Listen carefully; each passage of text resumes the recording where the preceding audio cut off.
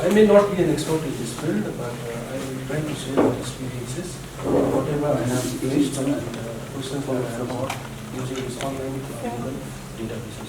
So actually this session is divided into two parts. So we have this online legal research databases for international journals and for Indian journals. So the topic for today is online legal research databases. So as we are all aware that what is a database actually? So database is any information that is available on the internet.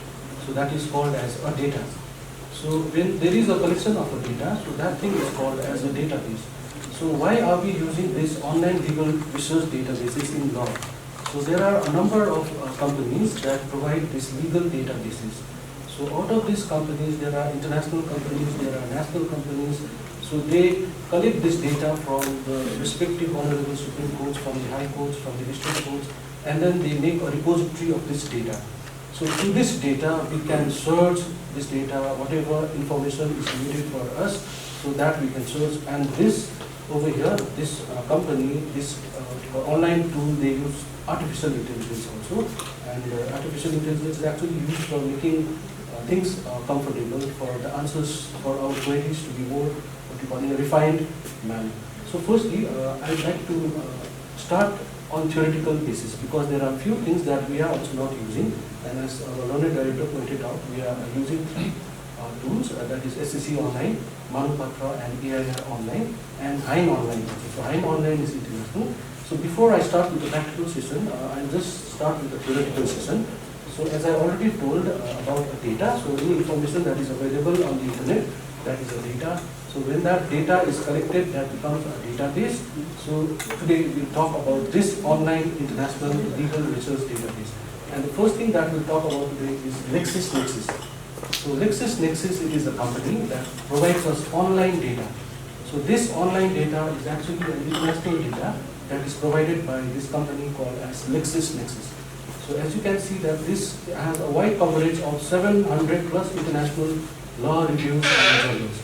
So what this company do is they collect all these resources, they collect these judgments, they collect these orders, and then they bind it in the form of journals. And these journals are also integrated online. So as we are moving towards digitalization, so all the libraries are also getting digitized. So this is an example of a digital library also. We can call it as a digital library or an online legal database. Digital library because we have a repository of all digital data, and it is a tool because we can access this, we can research using this, we can research our own.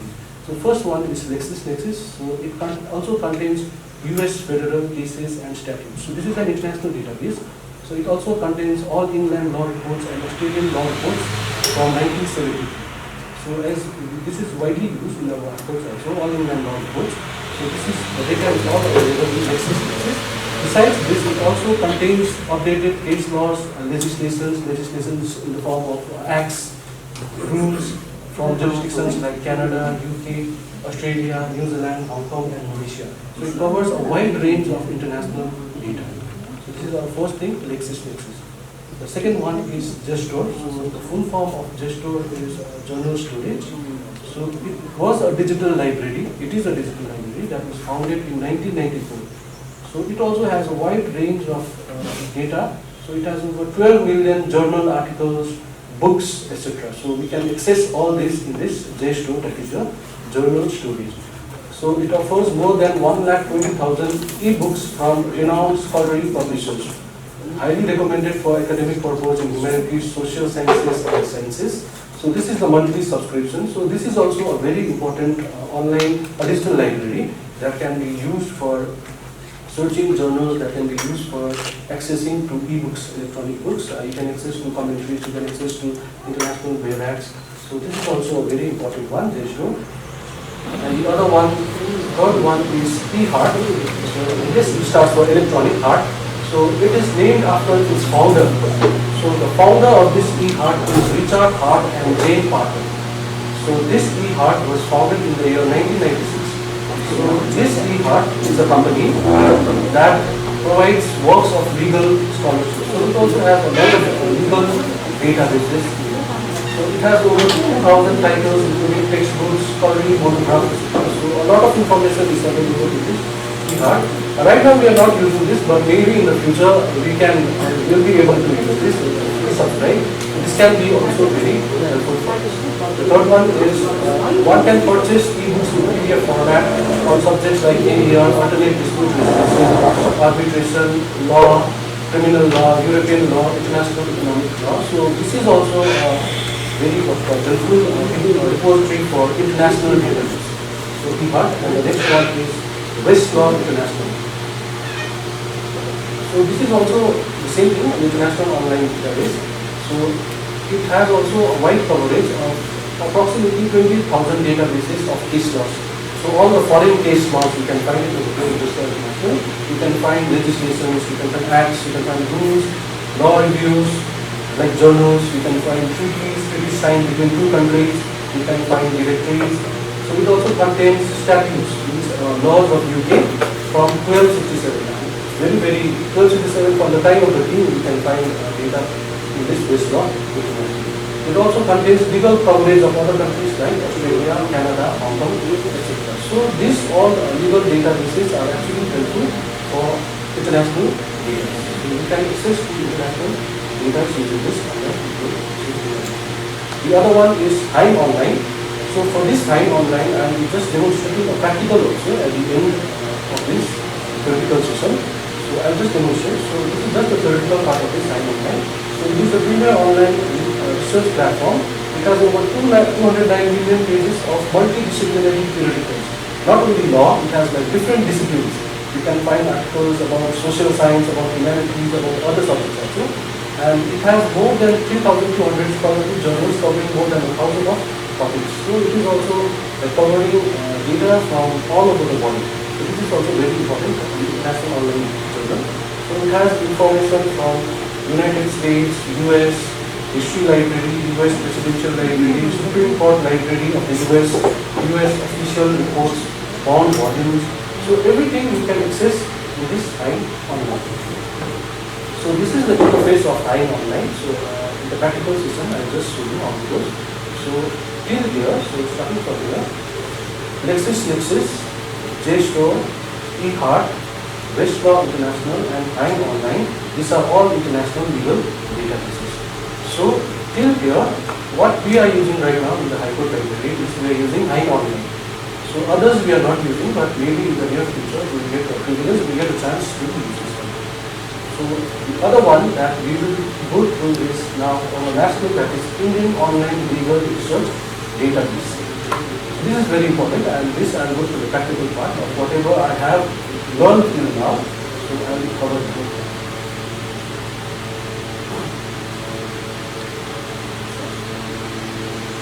So in this also, firstly I will go to the theoretical part and then the practical part. So in law, so the first one is in law. We are not using this also right now, so I will just prepare the theoretical slide of this. So it is a business-to-business internet provider of research modules related to Indian legal, tax, businesses and regulatory issues. It caters to needs of professionals like lawyers, chartered accountant, company secretary, consultant, directors. It contains databases like case laws, legislations, notifications, circulars, notices, practices, directions. It also contains articles, news and press news. So it is also a very rich repository of legal information. So there is also a wide variety of legal database that is available in this area. Second one is AIR Criminal Law Journal, All India Reporter. So AIR, this we have the Librarians Library, we have this journal, Criminal Law Journal. So this is also available online, that is called as AIR Criminal Law Journal. So it is present in mostly three modes. The first one is print, the journal that we get in printed form. The second one is CD-ROM, CD-ROM is a bit obsolete now. And the third one is web services, that is the online portal. So for this, for AI also I have a practical session with that. So it covers almost 30,000 judgments. The software has features of free text, specific search, citation search, nominal search, judgment, date search. So there is a wide variety of way in which you can search the data. You can search the case laws, you can search the case laws by the judge name, by the date of the judgment. So in this case, so basically AIR Criminal Law Journal. So AIR is the name of the company. So AIR, it publishes Criminal Law Journal. It publishes Criminal Law Journal in three forms. number one, printed form, the book, the journal that we get. We have the CD-ROM one, and the third one is the web service that is available on. This one is Corporate Law Advisor. So it is a leading source of legal information comprising a complete digital online law library. So this Corporate Law Advisor is also an online law library. So it contains a lot of collection of cases from 1950. So it's along with that till date, with new cases added on continuous basis. So there are like every day judgments are being passed on the Supreme Court by the High Court. So every day they update their judgments, and you can find judgments from 1950 onwards. One can get full text short note of cases along with reports of judgments, which cases report, counsel, appealing, etc. So what happens is basically if you look at the judgment, so from courts you will just get the judgment. But this, what does this company do is they prepare a head note of the judgment, and we are all aware what is a head note. So it gives a, a summary of the case. So what is the case actually about? You don't need to go to the judgment, all judgments. So by reading the head note and what is the relevant thing that you need, in which paragraph it is referred, so it can be helpful to access your subject that you are researching. So this is Corporate Law Advisor. Okay, so the next thing that we will go across is your Manupatra. This is very important, as our learned director was talking about this. Manupatra, this is an online legal research database. It also uses the algorithm of what we call artificial intelligence in order to make our research very comfortable for us and to give our queries in a very short span of time. So this is Manupatra, and from here I will switch to practical, because from here we are using it in the auto also. So I will only start with the practical system of this. So this is the first thing, Manupatra. Most of you are using this, and this is the first interface of Manupatra that we get before we log into Manupatra, and this is the page that we get after logging into Manupatra, and also the practical part.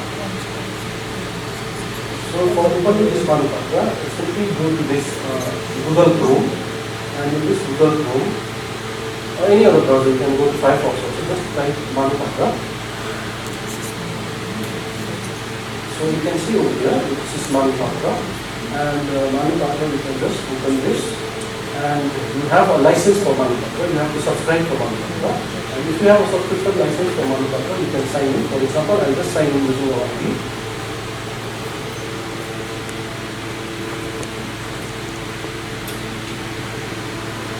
So this is the first interface that we get in Manupatra after signing in. So first we go to any of the browser, we enter our sign in and we enter our ID, and this is the first interface that we get after logging into Manupatra. So on the extreme left hand side, you can see over here, this is TOC. TOC stands for Table of Contents. So contents that is there in the Manupatra. For example, for books also we have Table of Contents. So this is an online table of content that are available in Manupatra. So as you can see in the content, there are it's written Supreme Court, High Court, Tribunal, Commission, International Databases, notifications, circulars, e-books, articles, legal taxonomies, etc. So these are all available in Manupatra. We can further expand this. You can see this plus sign over here. If you click to this plus sign, you can expand this. Now what do you want? Whether you want Supreme Court judgment, whether you want Supreme Court order. So that facility is also provided here, and again we can minimize this one into this -C. So this plus symbol, okay, you can expand this for Supreme Court. Whether you want the judgment, you can just select the judgment. Either you want the order, you can just select the order. So if it's looking messy for you, you can just minimize this, and you can go to High Courts, and in High Courts, what the High Court you want Sikkim High Court, you can just select this. The judgment you want, the range from 2020 onwards, from 2001 to 2019, 1975 to 1979, you can just keep on expanding this. Sikkim High Court 2022, Sikkim High Court 2023, so just can just minimize this again, and you can go back. So this is the first interface of Manupatra. The left hand side is the table of contents. So in the table of contents we have a wide range of information that is available from all the High Courts as well as from the Supreme. So firstly, as you can see, this is the home page. So we are right now at the home page. So for searching in Manupatra, firstly, if you are given a topic, like for example, you are given a topic to find a case law on Right to Information Act. So the topic for you is to find a case law on Right to Information Act. So firstly, what do is we go to this Manu search, because the topic given to you is Right to Information. So you go to this money search, and in this enter text you just type right to information. Okay, and if you just type this right to information, and you can just search it open.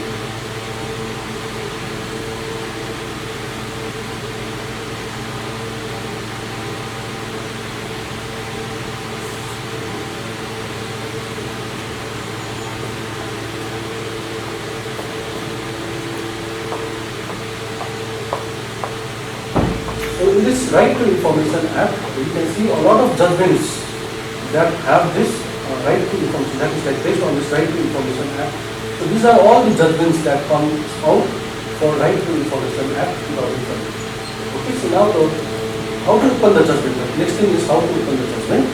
So the mistake that we make out here while opening the judgment is, most of us, I also made a mistake today, is we click on this one.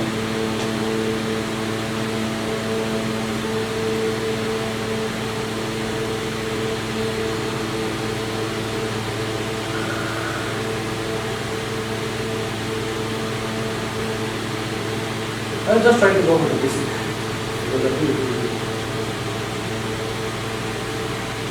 So if you click on this, what happens is the entire judgment opens up. Okay, so entire judgment, so you are just looking at one case law. So if it does not match, again you have to go back. Again you have to go back. Now what you can do is, in order to open this judgment,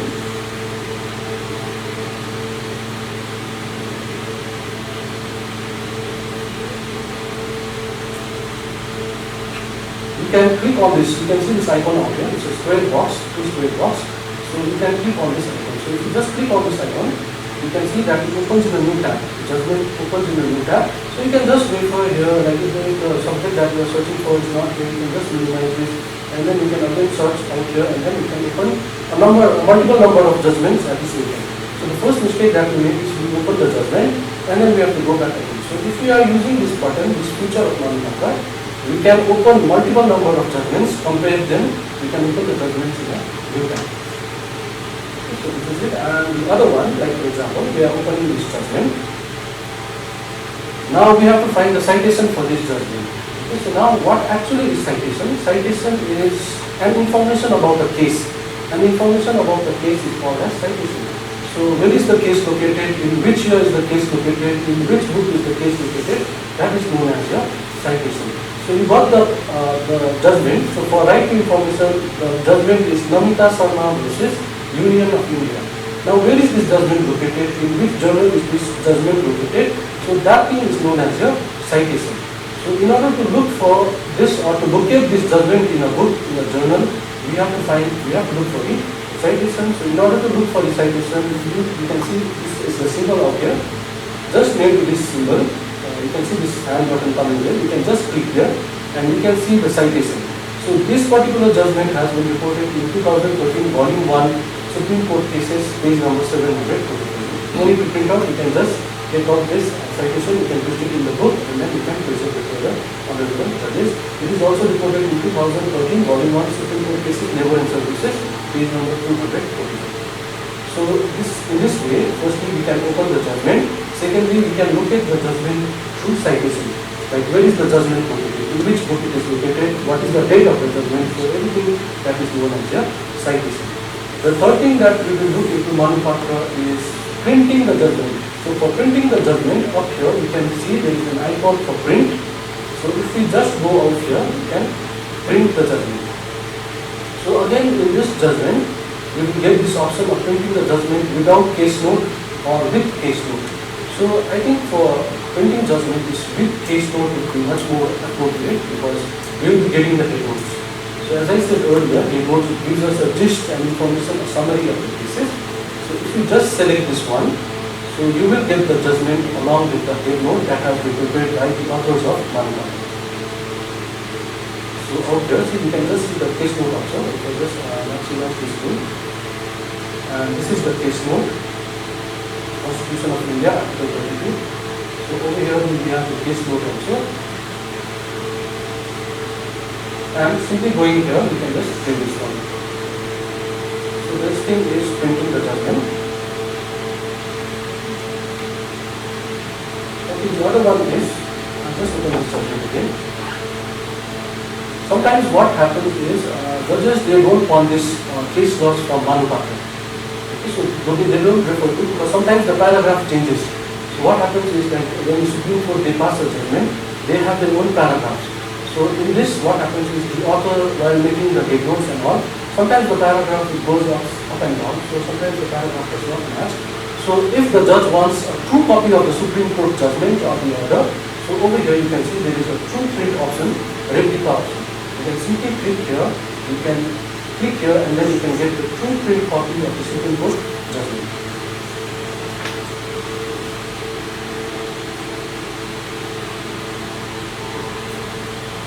So this is as it is, the judgment as it is, as from the Supreme Court of India. They have integrated this judgment from the website of the Honorable Supreme Court of India.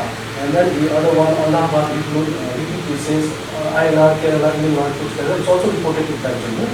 So if you want citation from INR, Kerala, you can get the true copy from INR, Kerala also. The true copy, like meaning exactly how it's printed in the book. You can get the exact number, the same type of printed copy. Let us show you an example.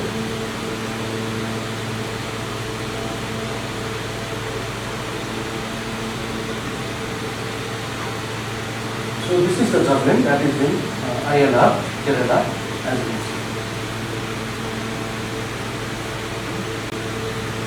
So in this way, this is a very helpful tool. You just got a topic at first, the topic was title information, and putting that topic in one search, you get a lot of case laws.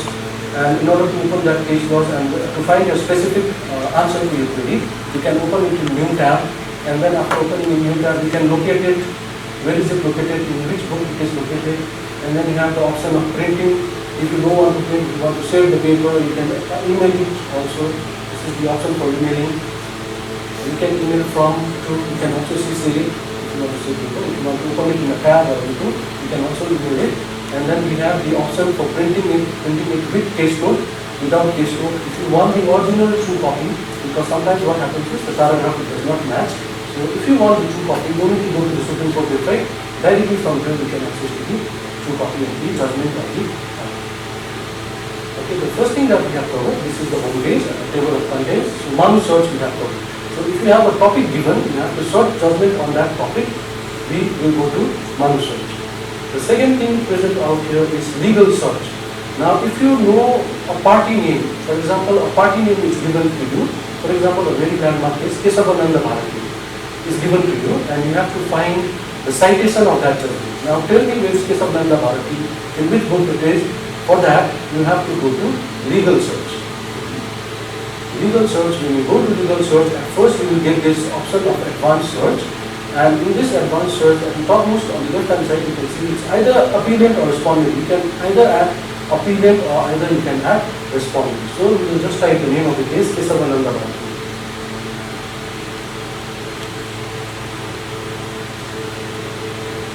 So when you search for it,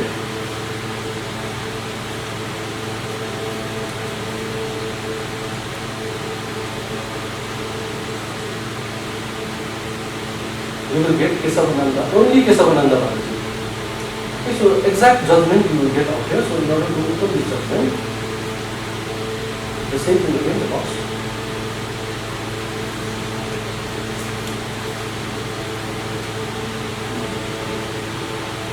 So this is Kesavananda Bharati.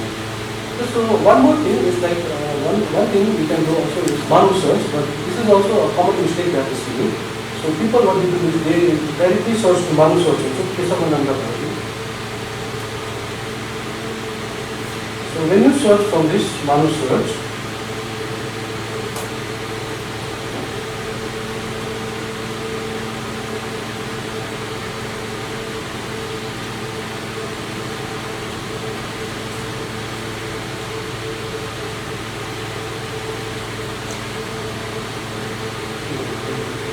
you get a lot of cases that has referred Kesavananda Bharati. You can see out here, Chandra Kumar has referred Kesavananda Bharati, Rajendra Singh has also referred to Kesavananda Bharati, this has also referred to Kesavananda Bharati. But if you want to pinpoint an exact judgment, if you want to pinpoint on only Kesavananda Bharati, the correct way is you go to legal search, and then in legal search you have this option for advanced search. and in either applicant or respondent. So when you search on this, the same pinpoint judgment you will get from. So you don't have to waste your time.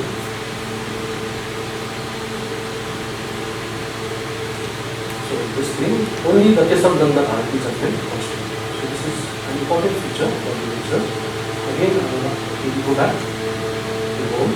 And again, the other feature in legal search I will show you is, first one is advanced search. So in advanced search, we search for a judgment either by the name of the appealant or the name of the respondent. The second option we have over here is act search. So we can search for an act, like for example, let's search for an act, POCSO.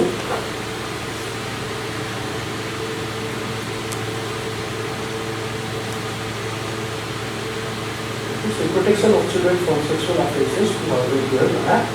So from here you can see a drop down menu of here, which you can select. And from here, this is the app, main app, POCSO, protection of children from sexual offences 2012. And from that you can, what do you want? You want the rule, you want the order. This order is for CPC and this schedule one is for constitution. So for this actually we want section. So which section of the POCSO you want, you can just select this section. And for example, if you want section 21 of the POCSO Act, you can simply search over here.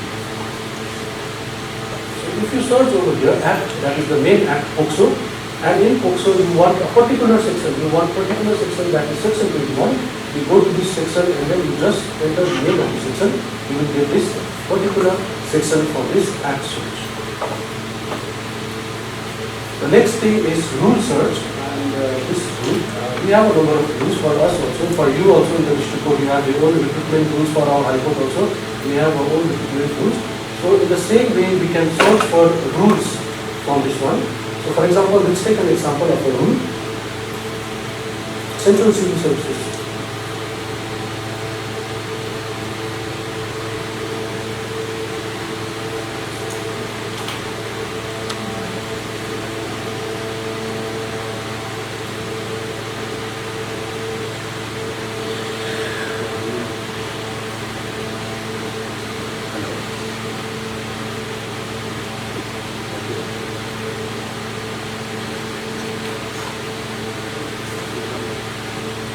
So anything lead rules, like for example, I am selecting this Central Civil Services lead rules 1972, and from this drop down menu over here, you can search the rule you want. For example, I want rule 10 on this. You can simply write rule 10 and then you can search it.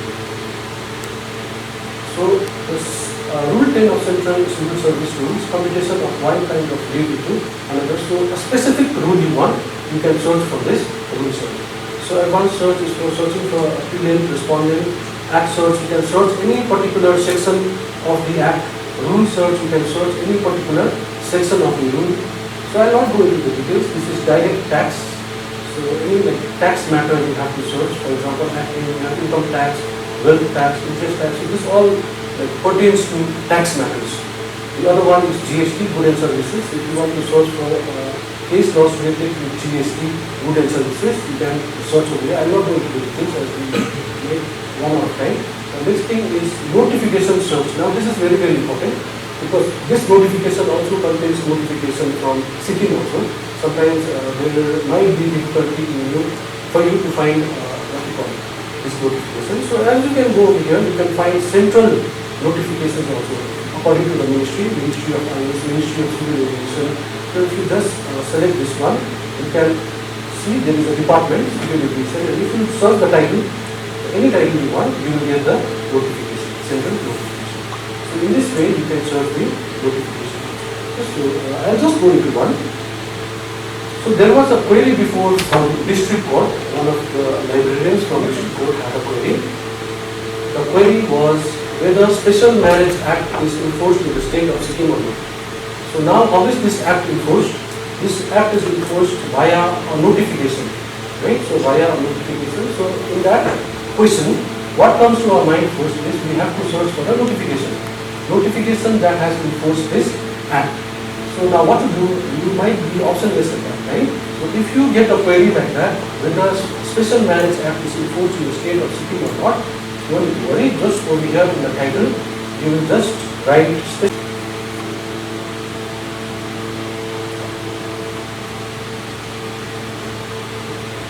Now, where do you want it? You want to see it in the state of Sikkim. So, on the left hand side, in the table of contents, you just select Sikkim. Because we want it for Sikkim, whether it has been enforced in Sikkim or not. In the left hand side, in the table of contents, you just select Sikkim. Out here, what is the title that we want? We want Special Marriage Act, whether it has been enforced or not. You simply go for search.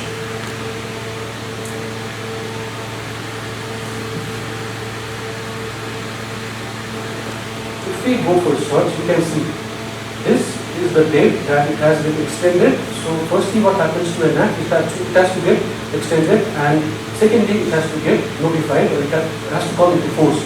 So you can see the date of extension of Special Marriage Act in Sikkim is 9 October 2019. So by which notification it has been extended to the state of Sikkim? You can just simply open this. So this is the central notification. As you can see, notification by which the Special Marriage Act has been extended to the state of Sikkim. Now this is a notification for extension. So when it has been extended, it has been extended to 2019. So if you want to see the enforcement date, so after an act has been extended, it has to be enforced. So you can just simply click on this, and via this notification number SO3675E, the Special Marriage Act will come into force in the state of Sikkim. So in this way, if you just have a topic, you can search for a notification value. Right? So this is it. And over here again, citation search, you can search for citation. The next thing is in citation, anything you can search for AIR. A lot of publishers are present out here. If you have any citation, I'll just search it. Okay, so this is just an example. I'll just take an example. AIR Allahabad, for example, 2010. You don't have to add volume number, so page number 1. So by using this citation, when you already have the information, when you already have information about the case, then you already have citation, you can simply go to this citation search and search the case. So this is AR 2010 Allahabad 1. So the name of the case is KN Nithil Khan versus 1 minute Shiksha Professor. So the first query that we got before was how to search for a notification in Manipata. So in order to search for a notification in Manipata, we can use this tool. Okay, the second and the most common query that comes, or the most common difficulty that I faced before, and I like to share with you, is whether a case has been overruled or not. And we all know the meaning of overruled, whether this case has been set aside by the Supreme Court or not. So how to look for that, how to search for that. So I'll just take an example. I'll go to MUM search again. Okay.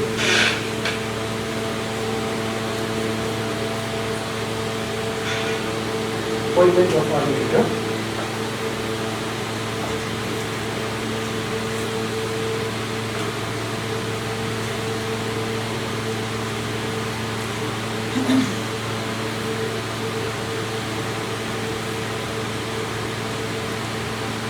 Okay, so now in this over here, if you look at the judgment, on the right hand side from serial number 7, 8, there is nothing on the right hand side of the judgment. But if I go up to serial number 1, serial number 2 and serial number 3, on the extreme right hand side you can notice that there is a red color flag. If you can see this is a red color flag. This red color flag denotes that this particular judgment has been overruled. It has been set aside by the Supreme Court of India. Right? So if you want to look for a judgment that has been overruled, so simply what is the indication, what is the sign you have to look for is this red color. So this red color flag denotes that this particular judgment has been overruled, fully or partly has been overruled. So if you click on this, so this is the particular judgment. You can see Vidya, Gloria and others. Now this judgment, SVP and Co. Company versus Patel Engineering, was overruled by this judgment. So you can see this flag also out here. So this flag is overruled. If you click at this flag, this particular flag will give you details of the case that overruled this particular judgment. This is one important feature of Manipata. So this is overruled. You can see a red color flag.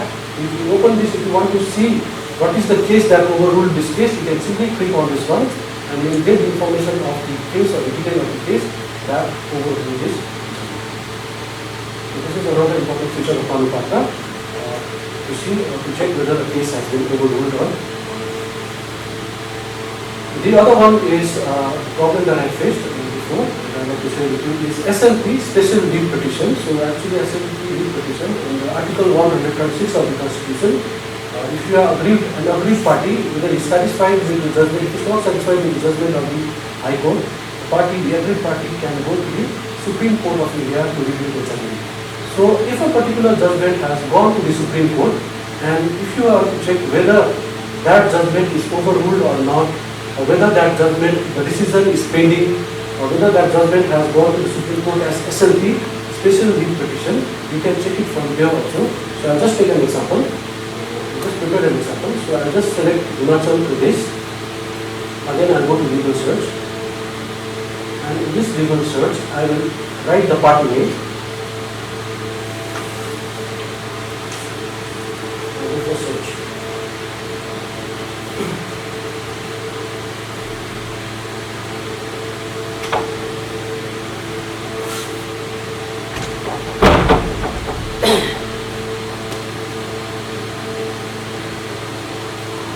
Okay, so if I just open this judgment, 2023 judgment, so you can just see there is nothing out there. I'll just show you an example. This is 2023 judgment for Rahul Kumar. But if I go down the same judgment, the judgment when it went, so you can just see a green color symbol out here. This green color symbol denotes SLP. This judgment has gone to the Supreme Court in the form of Special Leave Petition, SLP. So you can just open this one, and when you open this one, let's see the difference. So out here you can see a flag again. In the previous judgment of 2023 there was no flag. Now if I just go to this, you can see that you can see a flag, and this flag is for the SLP status. What is the status of the Special Leave Petition that was filed in the Supreme Court by the aggrieved parties? So if you click on this,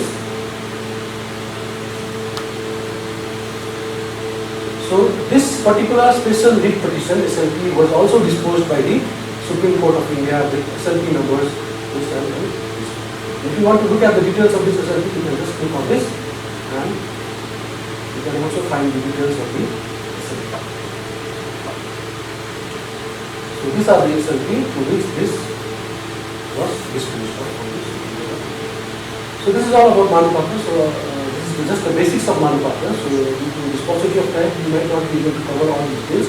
So firstly, the most important thing is Manu search. If you are given a particular topic that you want to search, like for example anything, right to information, negotiable instrument act, any act, you can simply, if you want to find case laws on that, you can simply go to Manu search and then you can find it. In order to open the judgment, you have to click on that icon.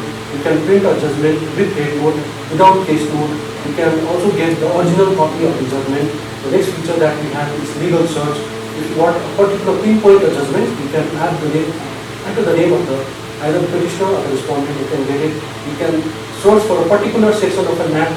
You can search for a particular rule of an act. So these are all the features. If you are given a citation, you can directly go for legal search. So this is all about Manupatra that I will be covering. So the next important thing that I will be covering is another Indian legal database, that is SCC Online. This Manupatra is also Indian legal database.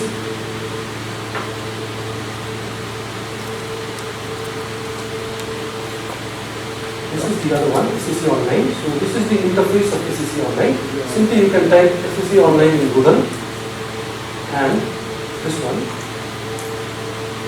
This is the first interface of the web page. So web edition, data coverage, SCC Online, time, subscribe. On the extreme right hand side you can see login. So to log in SCC Online, just click on this login, and if you have an ID, so you can just type your ID.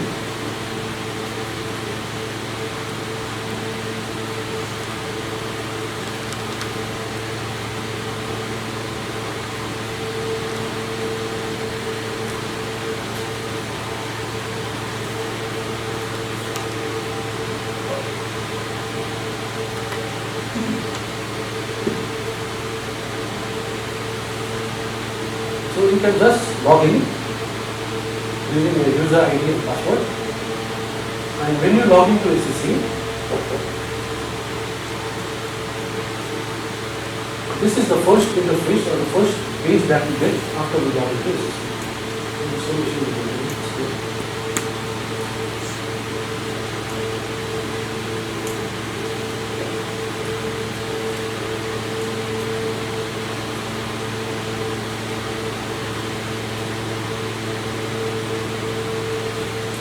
Okay, so this is the first thing that we get.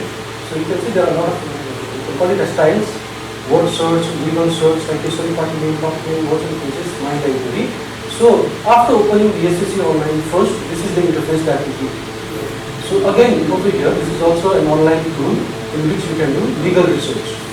So the first thing that I will be covering is the word search. So let's click on this word search. Like for example, you are given a question in order to find a judgment on check bounce, for example. You are given a topic. Please find the judgment on whether a check bounce or a judgment on check bounce. So what we do is we just write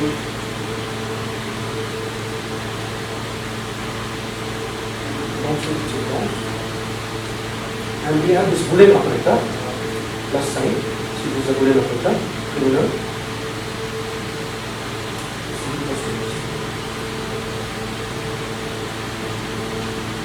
You just go for your search.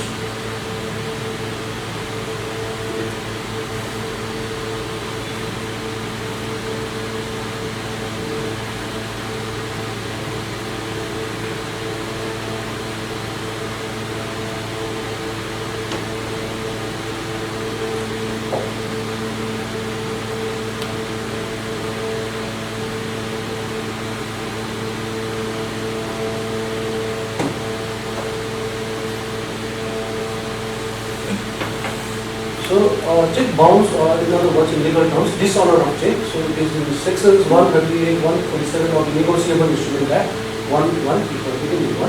So out here on the extreme left hand side, you will see that when you just enter the key term, bouncing of check or check bounce along with the Boolean operator, you got results in the form of digest notes, judgments, articles, book indexes. Now, if you particularly want only a judgment, if you want a judgment on dishonor of check, what you can do is on the left hand side, you can deselect everything. You can deselect everything, and from here, you can just select on the judgment. And also, you can establish what kind of judgment you want. Whether you want the Supreme Court judgment or whether you want the High Court judgment, there is also an option for selecting. So if I just randomly only the judgment,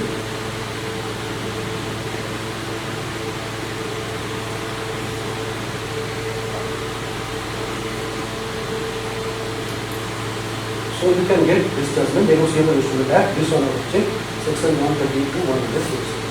So through this you can also do your online research. So you just got the topic, dishonor of check or check bounce. So by using these keywords, you can actually get the citation and the cases that has this. Okay, so again to go back, we can either go to SCC online or we can either go back here. So the next thing, the second thing out here is find case law by section. So we will click on this.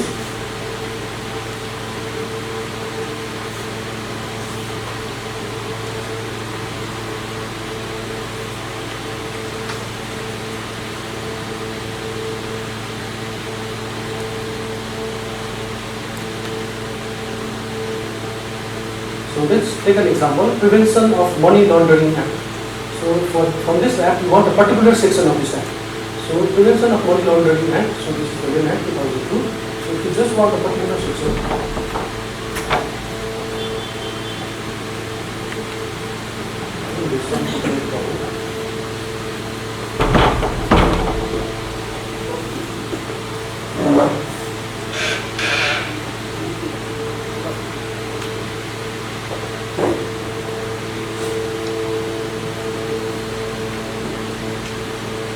Prevention of Money Laundering Act, this is the main act, and in this act, for example, we want to find section 4, punishment of money laundering. Just select this section 4 and you press on this go. If you press on this go, again you will get this section 4 of the Prevention of Money Laundering Act. Now if you just want judgments on section 4 of Prevention of Money Laundering Act, the same thing, you can deselect everything and then just select the judgments. So So if you just select the judgments, you will get a lot of judgments on or orders on section 4 of the Prevention of Money Laundering Act. So by this way also, through an app also, we can search for a particular judgment. The next thing is find by citation. So citation is already given to you, so you need to find the details of the case. So in this you can select for journals. A law book is called as a journal. So SCC, we have a wide range of journals, SCC, income tax report, all India round, it has a wide range of journals. So let's take an example. We want to search for a journal 2022, volume 1, page number 1, SCC. So we have the citation. The citation given to you is 2022, volume 1, SCC 1. Just get citation.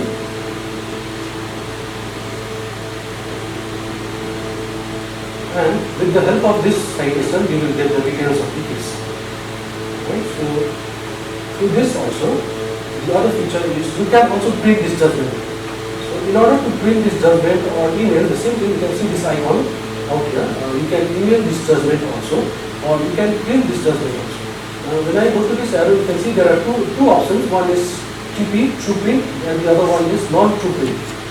Now what is this true print? This true print will give the exact judgment like how it is reported in the book. So the book was just judgment will be shown in this true print.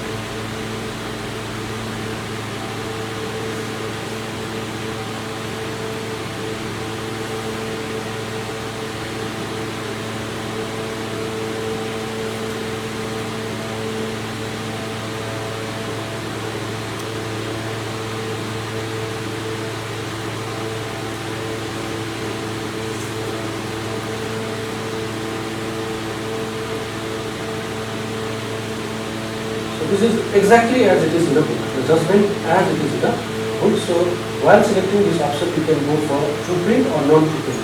If you go for non-true print, this all over here, this all citation will also come.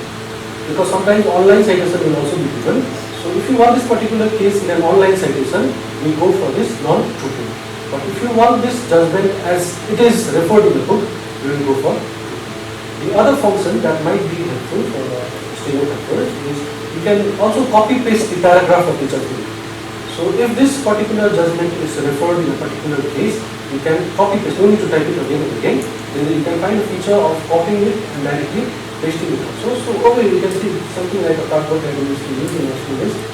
So you can just click on this one, and over here you have this option, of copying it. So you can copy the entire paragraph.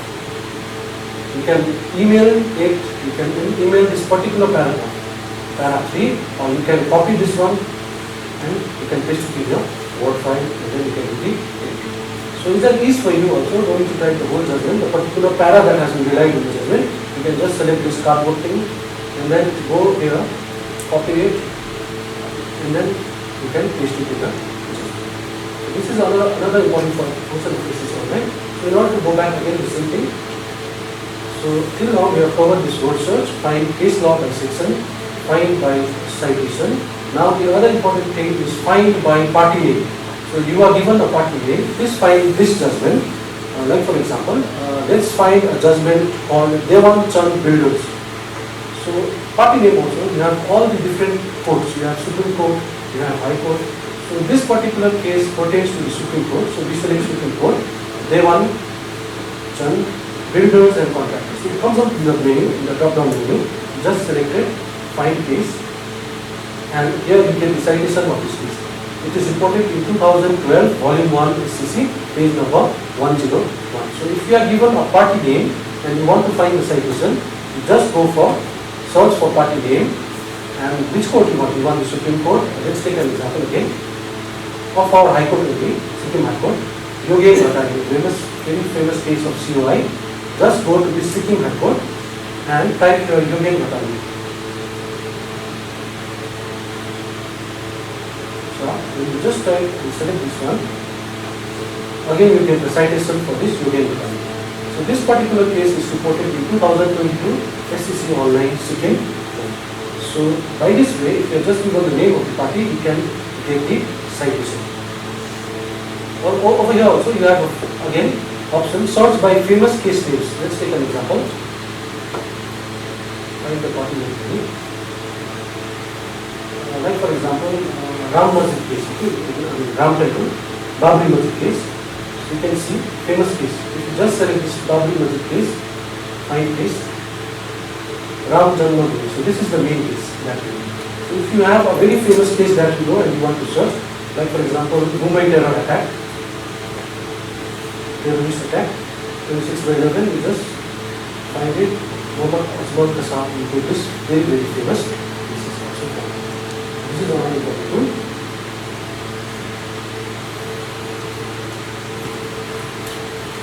Okay, so other option we have is find by topic, and if you go into this find by topic,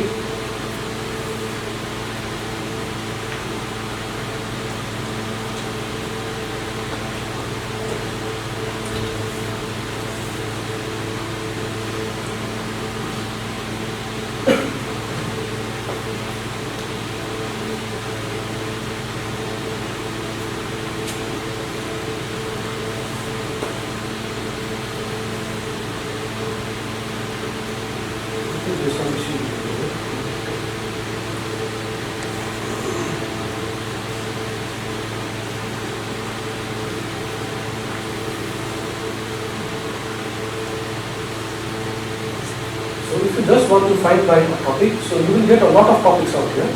So if you just want to find a particular case law by a topic, you can just select anything.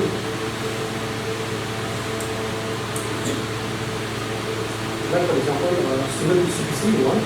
So you want a judgment on order 47 rule 1, you can simply click on this and you can do. Again out here on the left hand side you will get all results. So out here this is order 47 rule 1. If you come down, so in this case, particular case 2021 World Hotel ACC 1, you can find case laws based on this order and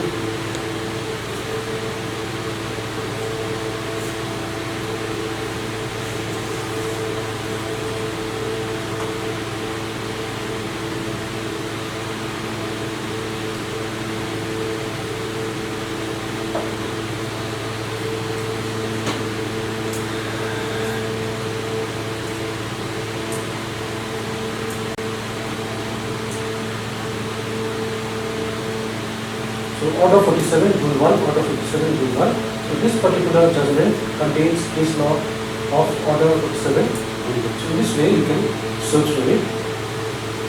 Again we go back and we can also, now we come to the library section. So this is all for research. And in this my library section, the first one out here is browse curated topics. Now in this browse curated topics, you will have a lot of topics. Constitutional law, public law, corporate law. Let's take the example of this service law. So you want to find this law on this service law. Simply click on this service law.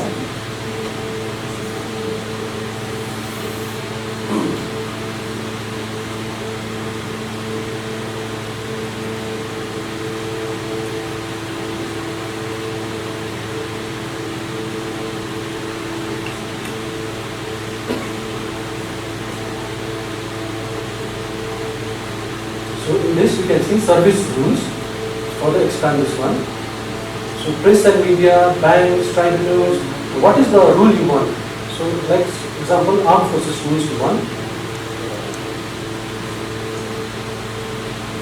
So let's take this example. Ministry of Defense, you will of course.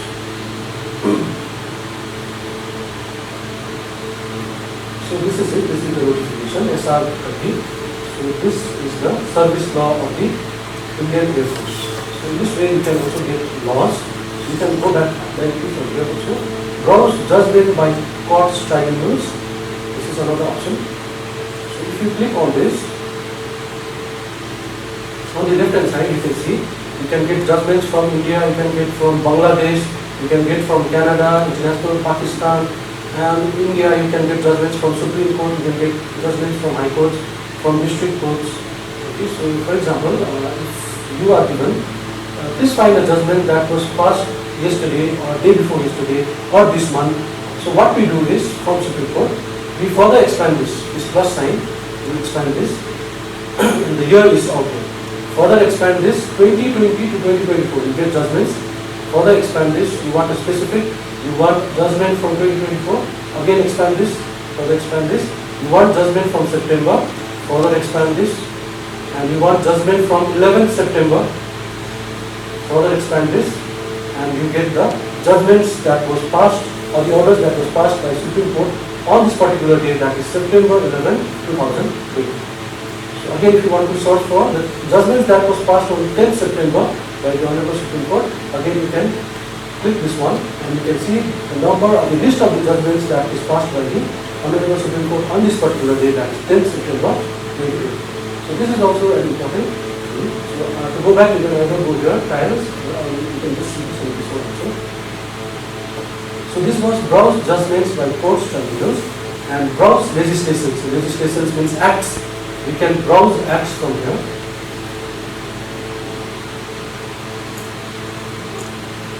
So you can see there are a lot of acts on the left hand side. So if you want to look for Constitution of India, States Act, you have Central Notification, Notification Acts relating to Australia. Let's just see what is in Australia. So A. So acts that are in Australia, Acts Interpretation Amendment Act 2011. So these are all acts of international Australia. So if you don't want this, just go to this. We want acts from India. So let's go to this Central Acts and Rules. Further expand this. If you further expand this, these are the acts. Okay, like for example, alphabetically also the acts are there. So we have this acts, whereas universal whereas from A to Z. So from A, B, C, D. So the acts, the name that comes from this act. For example, let's select D. E. Further expand this. So this is the act that comes from E. So Easement Act, Electricity Act, Immigration Act. So you get a lot of act that you require for this alphabet. If you want to select from H again, H. So these are the acts that comes from your H. Again from O, if you want to look from O, again if you want to look from P, from P.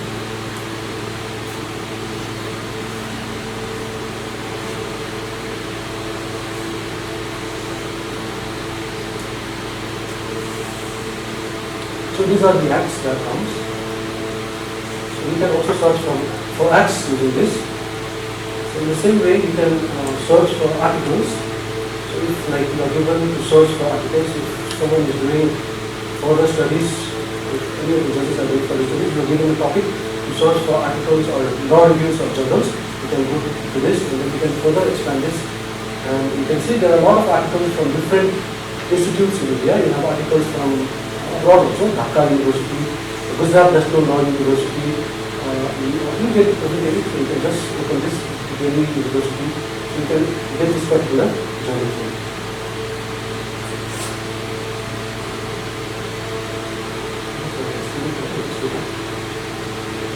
So this is it, and browse articles. You can also browse for secondary materials. In secondary materials, you will get bills that are in the parliament. You can get historical documents, constitutional documents.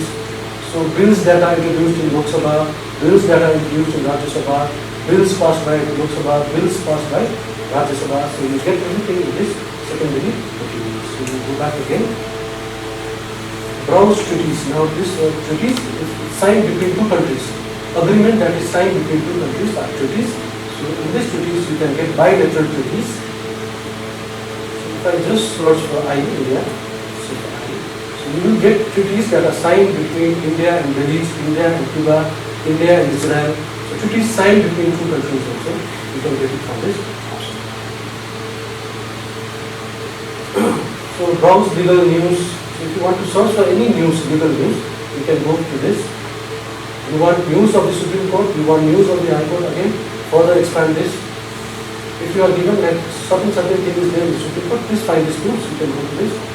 News that passed in September 11th. No white and black photographs in pleadings. Supreme Court stays proceeding against Sasi Parul. So this particular news also, if you want, you can get it from this. So So this is all about SSC Online. One important feature in SSC Online is also whether to how to check for overruled case, because this is an important one and frequently asked question is overruled cases. We looked into how we check for overruled cases in Manufacturer, the red color flag. If you look at the red color flag, that is overruled cases. Now if you want to look for overruled cases in SEC, let's take an example. This is 6, volume 2, SEC is 521.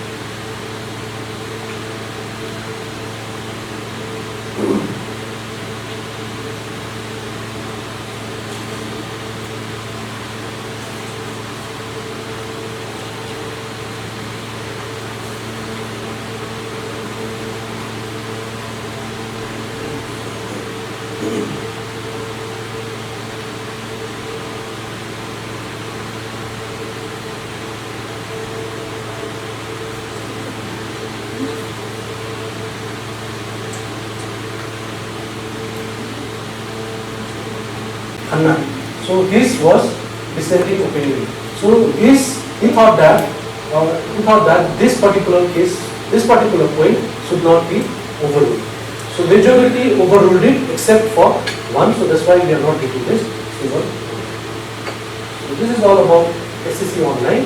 And the first thing that I talked about was international database. That is a Hein Online. So the librarians might be knowing, the librarians of the district courts might be knowing. So when we subscribe for this SSC, we have packages of Platinum Plus. So for our library, we have package of this Platinum Online with Hein Online. So this Hein Online is an international database. So in order to log into this Hein Online, you can log in from here. You log into SSC Online first. At the bottom, you see this. So in order to search in Hein Online, we have to use this Boolean operator, inverted comma. So if you just want to search for an article on civil rights, so here you get this option, just search for whether you want to search for an author, you want to search for a title, citation. So you just go for, just search civil rights and then search it.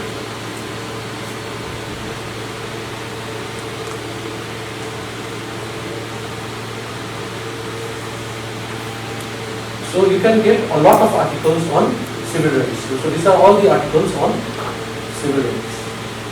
So that Hein Online.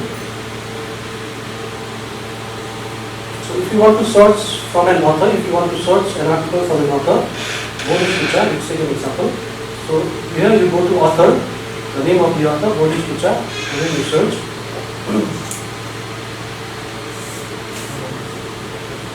So the articles that has been published by this particular author, Boris Pucha, so you will find it over.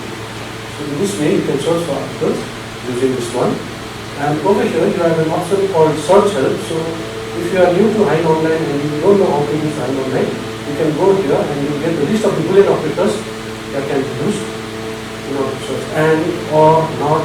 So I will not be going into the details of the Boolean operators. So this is it. And if you want to search for a particular case, go to this all databases and English reports, submit. Suppose I want to find a case Every versus Bowden. So I'll just write every. So just search for every Bowden. So I selected this English reports.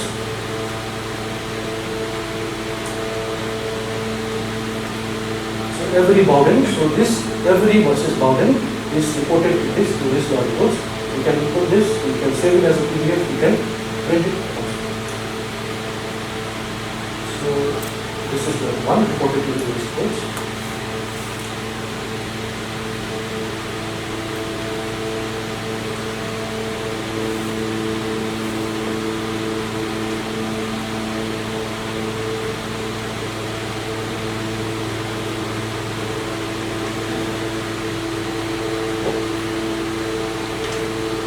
So you can just check it.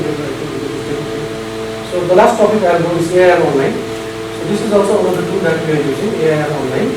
So this is actually, this company is evolving and they are also like updating the data. It is not as compatible as compared to Manupatra and SCC, but if you want AIR, particular AIR judgments, it is very helpful for us using this AIR online, but it is not as compatible as compared to SCC online and Manupatra for user research. So again here, user interface, we log in.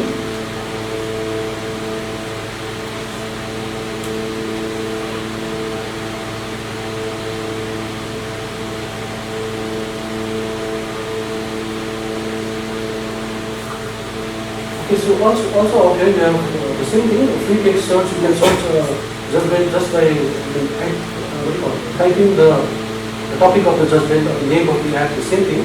So I'll just show you for specific search. If you want to search for a citation, like for example, you want to search for a case.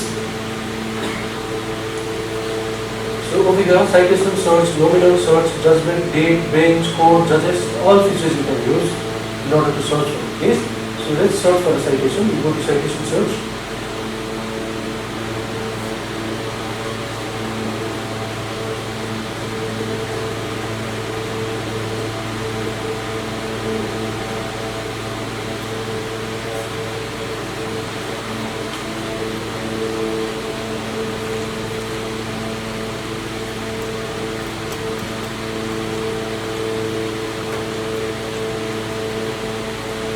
So citation search. So AIR online, AIR. If you want to search for AIR, select AIR. Let's take an example of year, another year, 2023. So if you look into AIR book, you will find a lot of cases, NOC also, that is just a gist of the case. So if you want the full report, select this full report. And judicial body, you can search for AIR of Supreme Court, Lama, High Court. Let's take an example of Sikkim High Court. So we select Sikkim and then we select page number 1. So this is the judgment of the Sikkim High Court, AIR 2022 Sikkim 1, Sonam Chivang Bhutia versus State of Sikkim. Now in order to open this judgment, let's go here and click this judgment. Now the most important feature, printed exactly like how it is printed in the book. Okay, this is just thing. We have this option of printing it. Even in this AIR online, sometimes the judges might say, bring me the judgment as it is printed in AIR. So these are most common things that we get in the report. So this is very helpful for you because you get the exact replica of the judgment of the. So in order to print this, go to AIR print.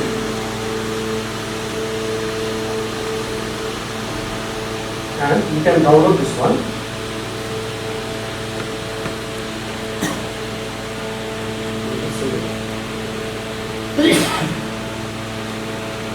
And see, you get the exact copy as it is in the book, as it is reported in the book. You can see the columns, the same columns are there in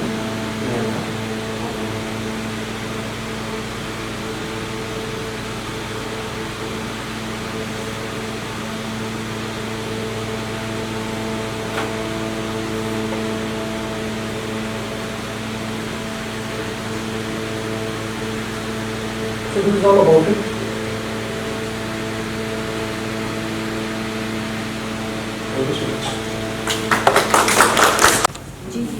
Good morning. So let's start the session. So today, me and my colleague are here to give you a basic introduction to a very widely recognized topic, that is artificial intelligence. While AI is a widely recognized concept, I think everyone in this room will agree with me that this statement is true. Yes. But until recently, the concept of AI, the awareness of AI, the availability of AI tools was not so prevalent. Just a few years back. Back then, even as people from computer science, we were very skeptical about AI tools. We used to think that AI tools are stuff of fiction movies, and if it were to be developed, there was not much belief in the concept. It would take a very, very long time. That was what was the general belief, or that was the way of thinking about the general public also. But with the increasing computational power, processing power, the ability to create as well as to store and manipulate huge amounts of data, and complex algorithms, and as well as some research and initiatives, investment in this field, the implementation and realization of AI has become a reality today. Right? So before we start with anything, I would like to give a formal definition of artificial intelligence. Okay, so what is AI? So I'm going to define AI in very simple terms. AI refers to the field of computer science dedicated to creating systems or machines that can perform tasks that require human intelligence. Right? So whenever that machine can do something intelligent, can simulate human intelligence, it is said to exhibit some form of intelligence, and because that form of intelligence is exhibited by a machine, it is known as artificial intelligence. Though artificial intelligence is not a new phenomenon. It goes way back, the development goes way back to 1950s. Okay? So now we look at the major developments in the field of AI, okay, using this timeline. So you can see way back in 1950, there was a British mathematician and computer scientist called Alan Turing. Okay, he was the first one to realize that okay, machines can exhibit intelligence. So he came up with something which is known as the imitation game, also later known as the Turing test. Okay? So if a machine passes a Turing test, it is said to be intelligent. So in very simple terms, what is Turing test? There are 3 participants in this test. There is a human judge, okay, and there are 2 participants. One is a human, the other one is a machine. And the judge participates in the game without knowing which one is which. Okay, so and the judge will interact with both the participants. If the judge cannot distinguish which one is human, then the machine is said to pass the test and exhibit human intelligence. Okay. But still then we come to 1955. The term artificial intelligence was coined in a Dartmouth conference by John McCarthy. He was also known as the father of artificial intelligence. Okay. Before this, the term itself was not there. Okay, so in order to describe the science of engineering and making intelligent machines, this term, artificial intelligence, was coined during this conference in 1955. Moving on to 1961, you have the first industrial robot. Okay, he worked in a assembly line in a factory of General Motors. Okay, and he did certain kind of job in the assembly line which was perceived harmful for the dangerous for the human being. So he is Unimate is the first industrial robot which was actually used in a factory of General Motors. Then we move on to 1964. We have the introduction of the first chatbot, Eliza. Okay, the first chatbot was developed by MIT, a scientist known as Joseph Weizenbaum. What he did was he developed a system that could mimic a therapist. Okay, so you could actually chat with that system. Okay, so it used, though it was very primitive by today's standards and the conversation was very human-like, but it was very primitive compared to what we have today. Okay, so what happened was that people could actually chat with a machine for the first time using this system, and they could and whatever input the user gave, it used to pick up some keywords from the input that it was receiving and give back a question or a query which was similar, loosely related to that keyword. So humans, they felt that they were actually conversing with a machine. Okay? So it is a very groundbreaking milestone in the history of AI. Okay? Then moving on, we have the first electronic person. It was developed from Stanford. It was the name is Shaky. Okay, 1966. It was the first mobile robot. It was the first electronic person. Now it is again groundbreaking in its own field because it combined various AI technologies like computer vision, self-learning, autonomous planning, and all those things. It could walk around, and when it actually was told to stop, it stopped. And when it stopped, you can see a small figure which represents it. When it stopped, it shaked actually. So from that, the name Shaky. It was named Shaky. Then after that, we see that nothing much happened in the field of AI. Okay, there were lots of startups, but they all failed, and the funds dried up. So you don't see much development in the field of AI. So that period is known as AI window. Okay, so you don't see much happening during that period. Now we come to 1997. IBM developed a machine called Deep Blue, and it was able to play chess. It was able to play chess so well that it defeated the current, that time world champion Gary Kasparov. It defeated it, the world champion in the game of chess.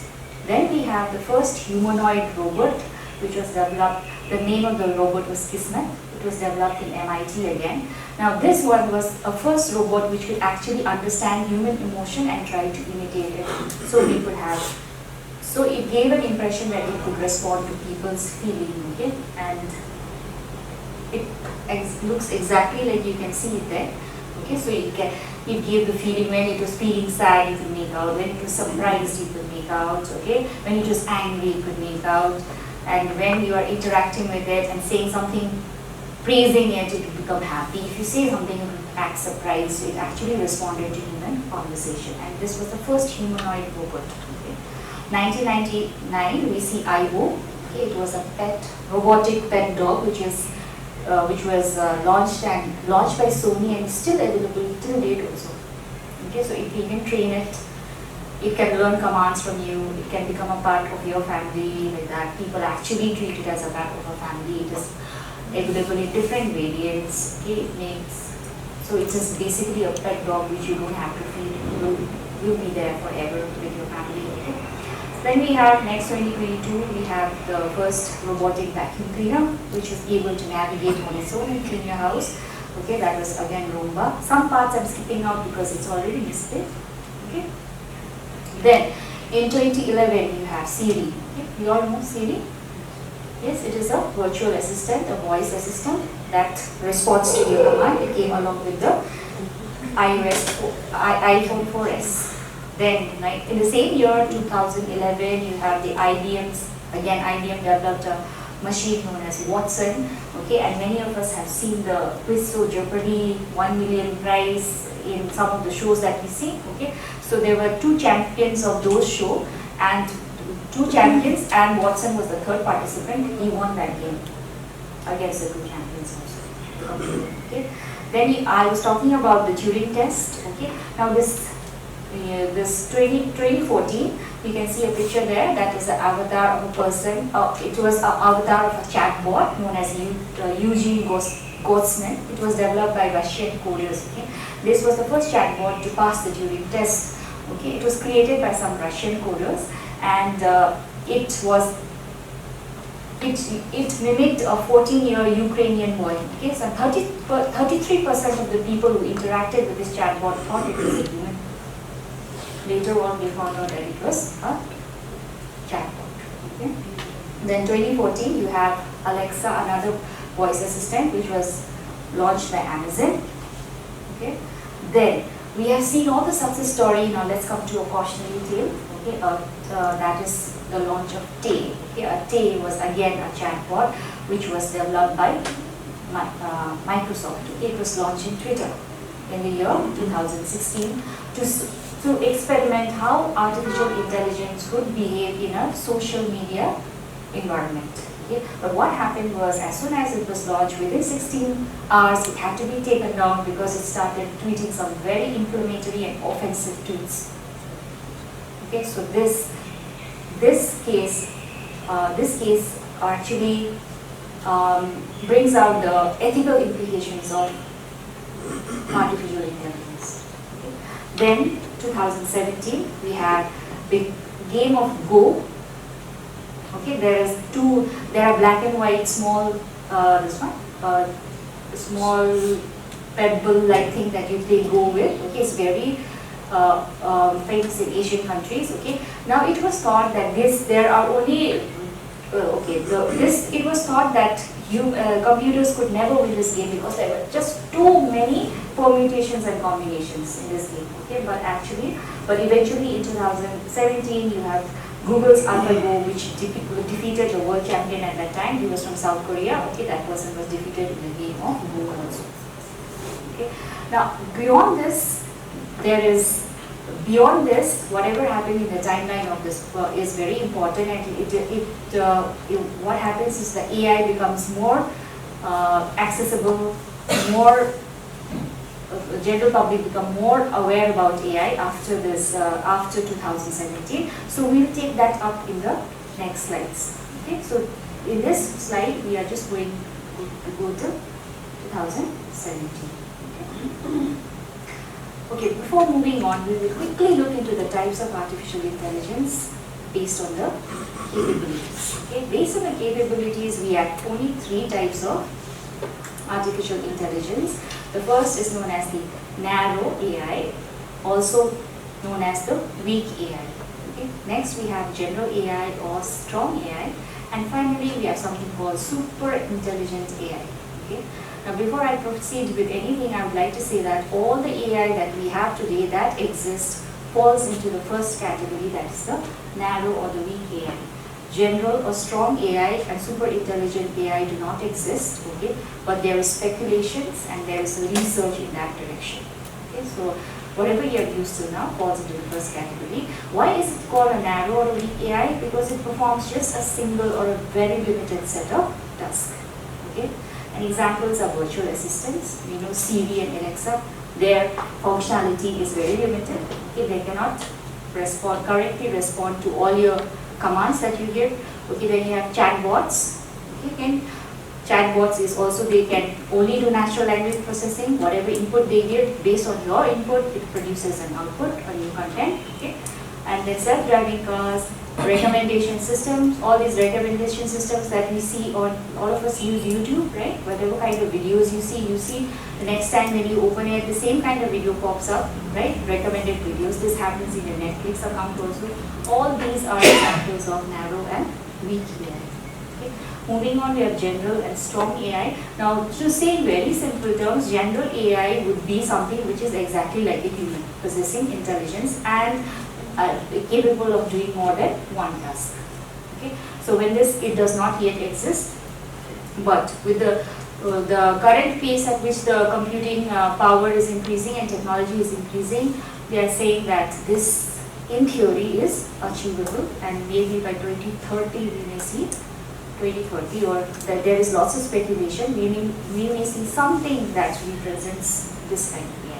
Then finally we have super intelligent AI, which surpasses humans. Okay, surpasses the human ability also. So right now, if I give you examples of super intelligent AI, I can only quote from movies. Okay, everyone has seen Iron Man. There is a Jarvis, right? Transformers, Skynet. All those are examples of super intelligent AI.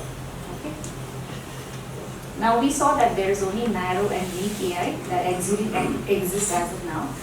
So based on the functionality, the narrow and the weak AI which exists is divided into two. One is the reactive machine AI, another one is the limited memory AI. Okay. Now in very simple terms, again, when you say reactive machine AI, it only reacts to the input that you give it. Like the Deep Blue, it can play only chess, and whatever the move of the opponent, it will decide its next move based on that. Okay, it cannot do anything other than that. Okay? And then you have limited memory AI. Now this type of AI, it learns from past experience. It trains itself. It may be a supervised training, or it may be an unsupervised training. Okay, so with past experience, it learns and makes itself better. That is known as limited memory AI. Now again, when it comes to limited memory AI, okay, now there is one form of AI that has taken the world by storm, and we have also been using it, okay, and you'll also see how to use it in this session. That is known as generative AI. Okay, now what is generative AI? Generative AI refers to the type of artificial intelligence that can create something new. Okay, what that can be? It can be text, it can be images, it can be videos, it can be audio. How will it create that? Based on the input that you give. Okay, based on the data it has been trained on. Okay, so when it comes to generative AI, it uses techniques like machine learning, deep learning models. These are very technical terms. Okay, so we just know that generative AI uses machine learning, okay, and it uses deep learning models to generate output that resemble the training data, and while the original and unique. So whatever, why it is called generative? Because what it creates is new and original. Okay, it does not copy paste from any source.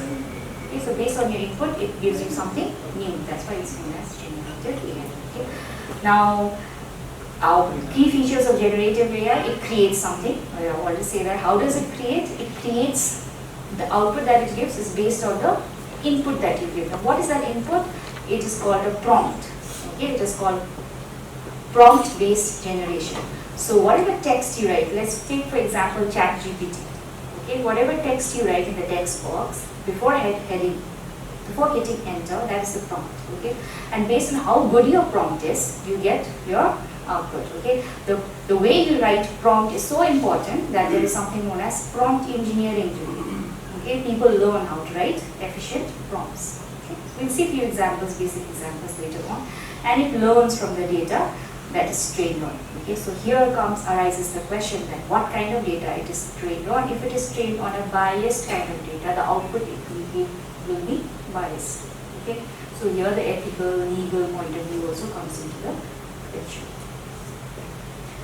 Let's look at some examples of AI tools. All of these are generative AI. We all know the first one, ChatGPT. Okay. And do you know what GPT stands for?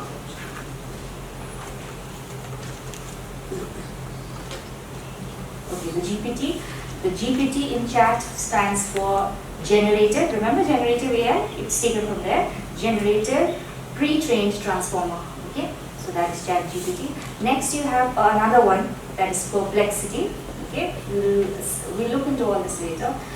Perplexity, then you have Gemini, developed by Google. Earlier, the AI tool developed by Google was called Bard. Now it is replaced by Gemini. Okay, then you also have something called Meta Lama.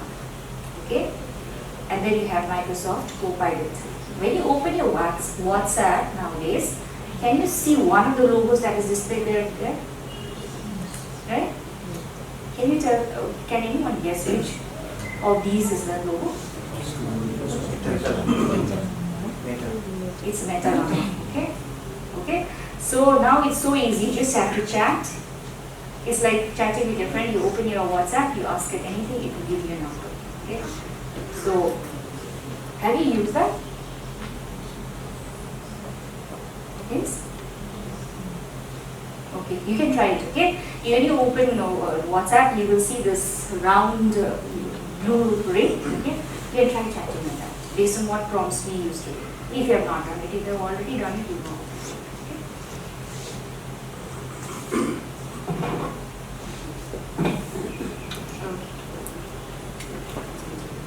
Now to continue, I would like to give the pass of the mic to my colleague.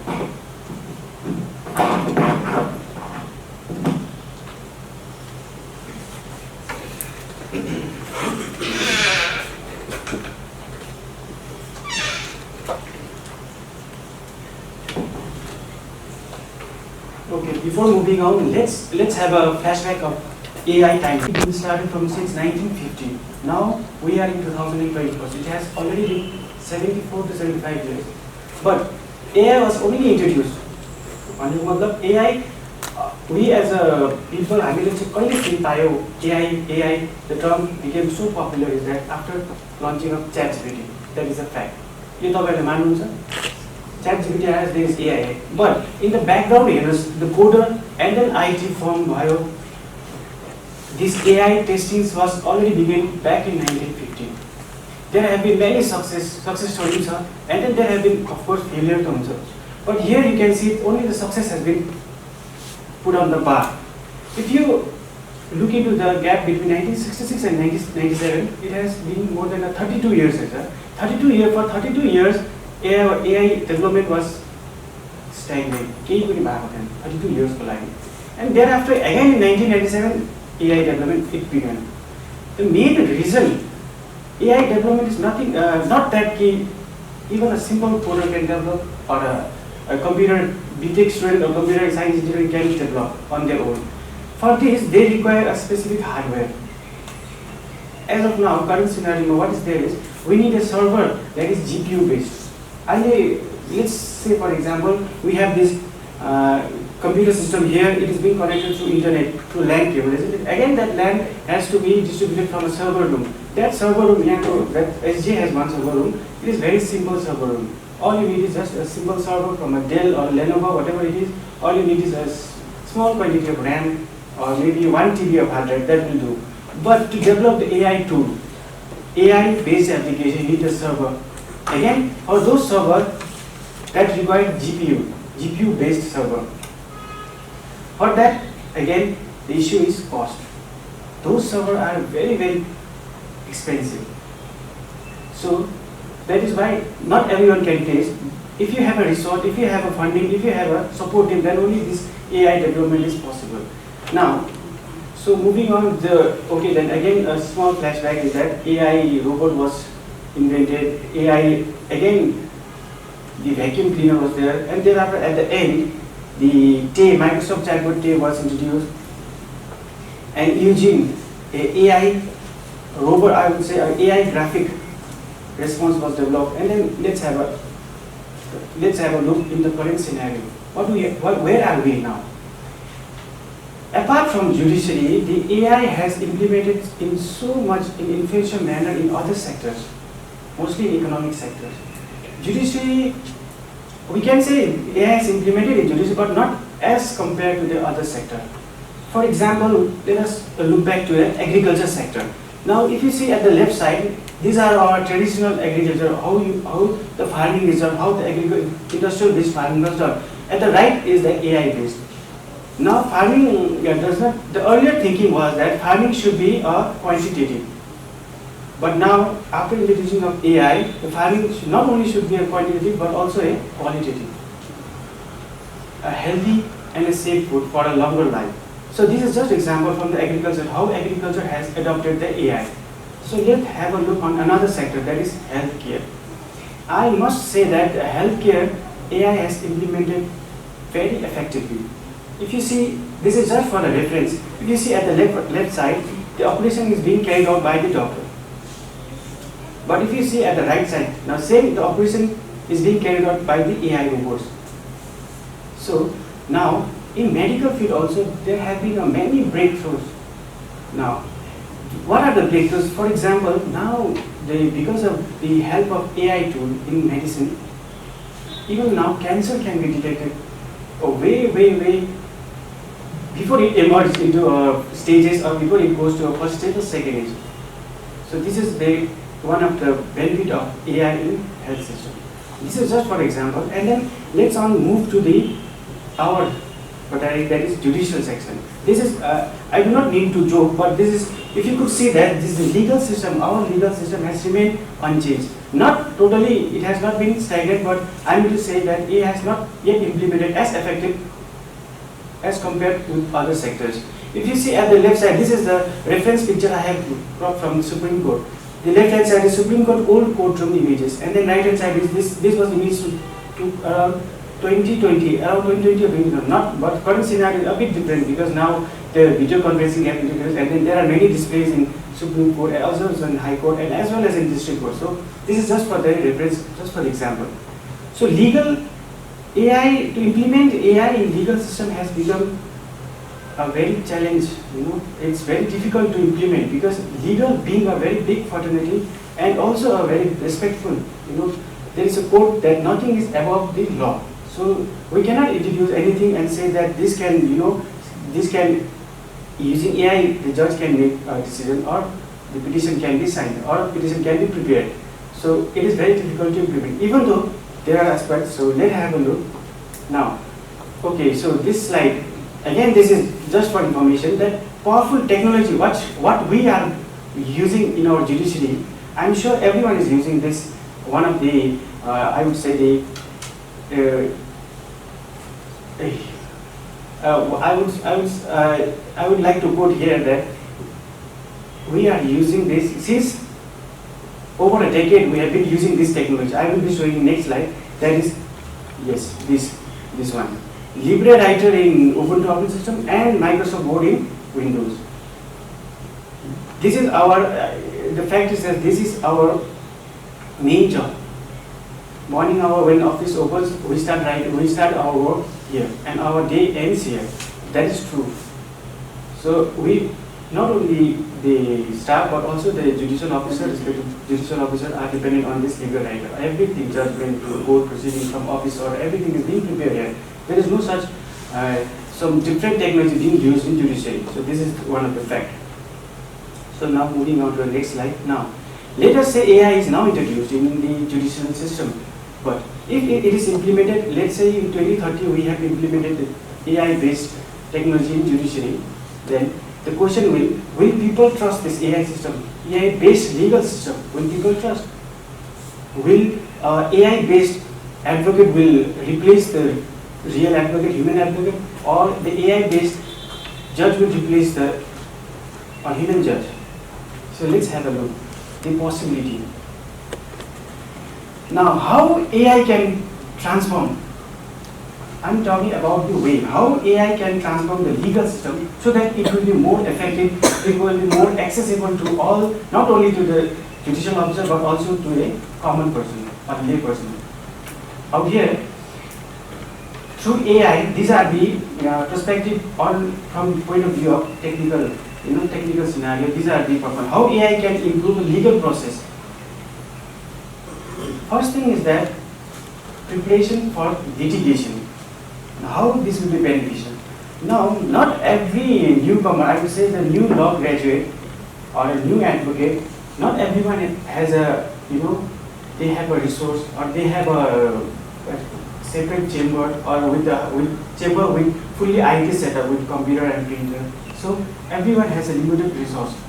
So for them, this tool can be useful through preparation for litigation. So this will enable, if let's say for example, if one advocate want to file a case in the High Court, let's say it's a civil case, but also that he is a newcomer, so he doesn't have any legal experience or any senior to guide him. So what he can do is through AI search engine tool, he can collect data or data that can be collected through analytical machine learning process, so that he can refer to a similar case type, which will help him or her for preparation of litigation. Not only litigation, that will help them also for preparing an argument in the courtroom, so that a courtroom could be a good interactive. So another aspect is that legal risk. This is one of the important aspects, is legal risk.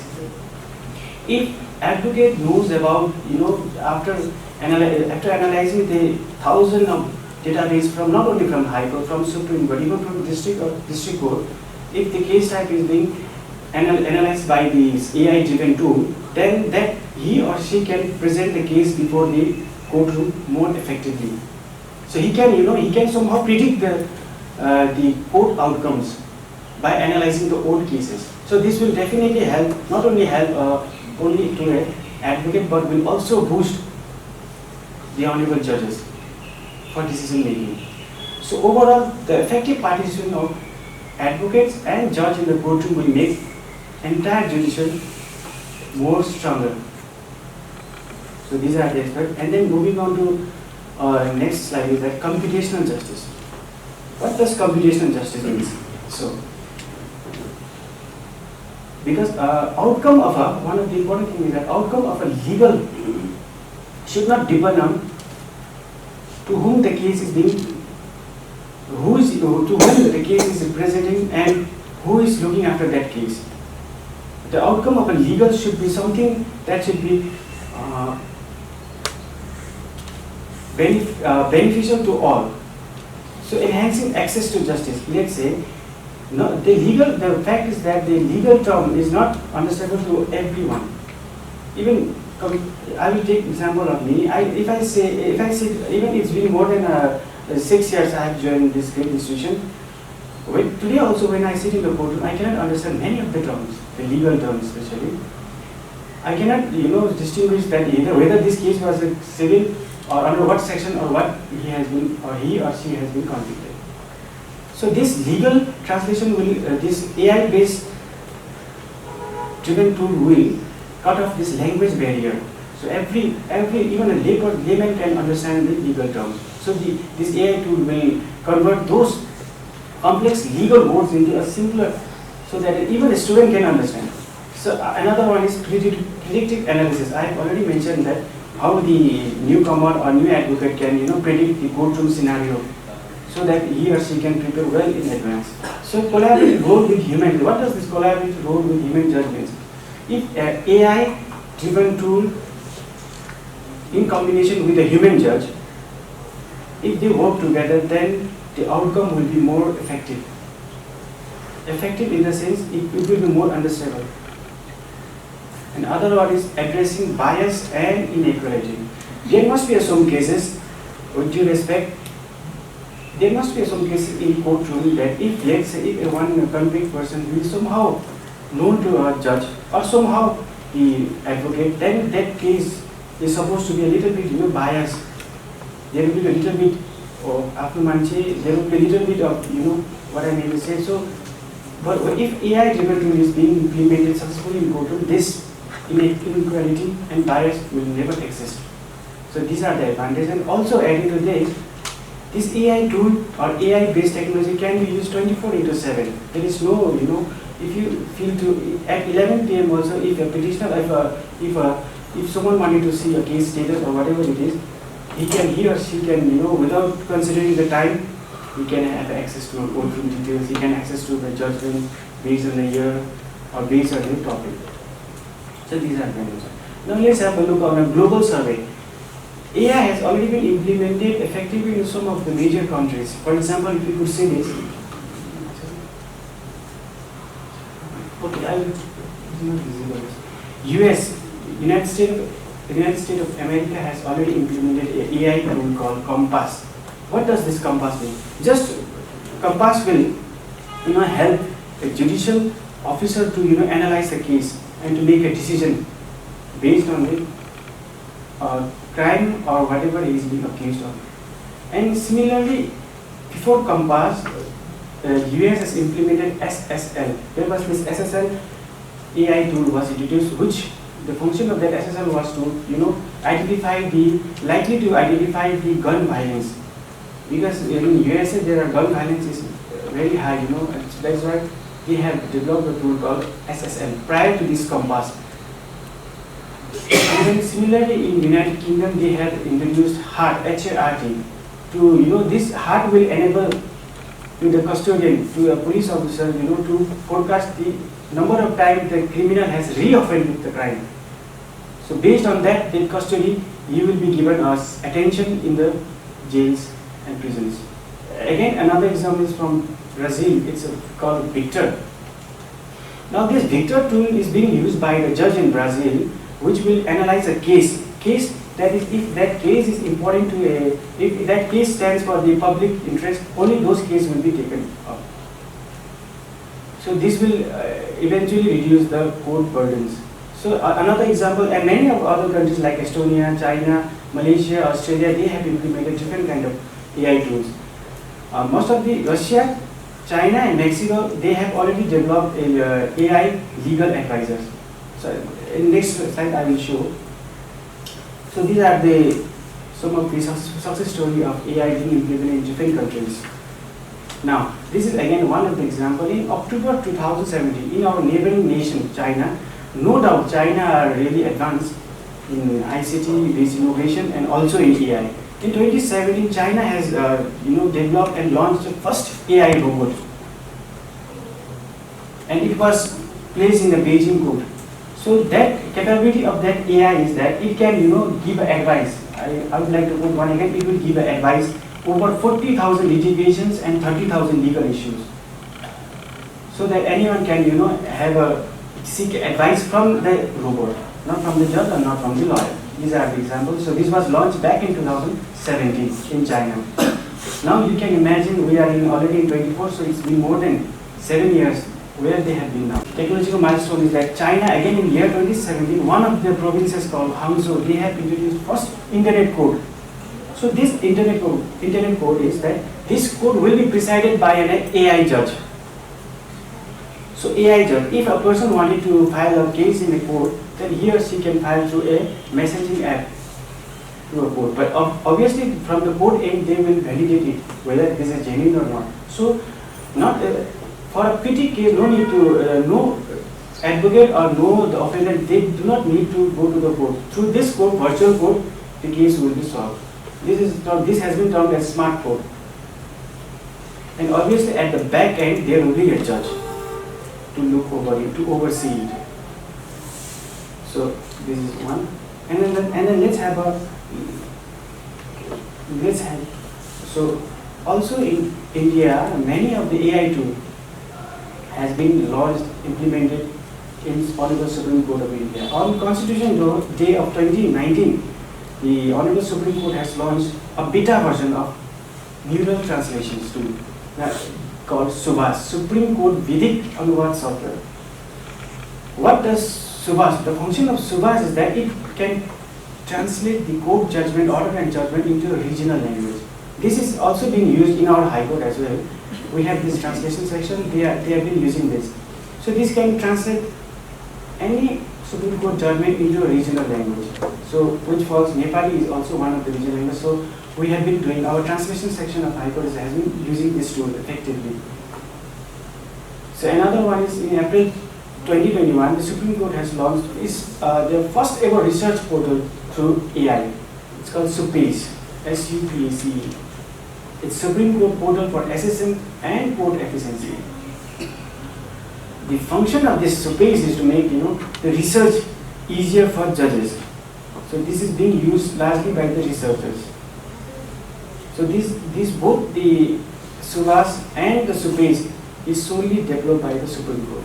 Not a third party is involved in it. So these tools are one of the success story of AI being introduced in Indian judiciary. As of now, SUPACE is only accessible to Supreme Court, but in coming years, it will be again implemented in High Court, District, and also in Clerks. So these tools are, and then one more thing is a voice recognition software. This is, I would like to quote that voice recognition software has not been developed by the Supreme Court or any of the court. It is a third-party court. It's a private firm has developed this. There is one of the effective software recognition tool called Dragon software. It has been named as Dragon software. Since it is a private, developed by a private organization, so it has been named as a Dragon software. What voice recognition Dragon software does is that it translates the voice. Let's say if we wanted to, especially this voice Dragon software was introduced to use in the courtrooms. There are if you look into the market, there are many of the assistive listening tools and the voice translator. Even Microsoft has that, but not that every translation tool is effective as this one is. So this has been specifically designed for court proceedings. So this will translate voice to text, again text to voice also.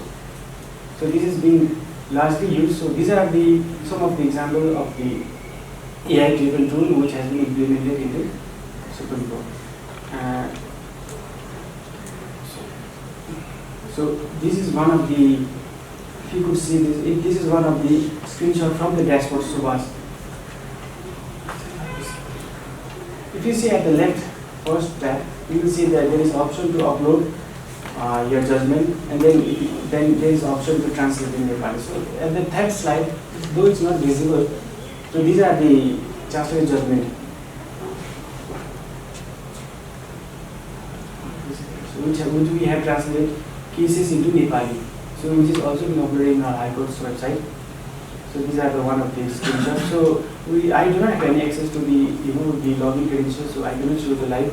But it will show, I will tell you, it will show how many words have been translated within a minute, not even a minute, within a 30 seconds it will translate all the text.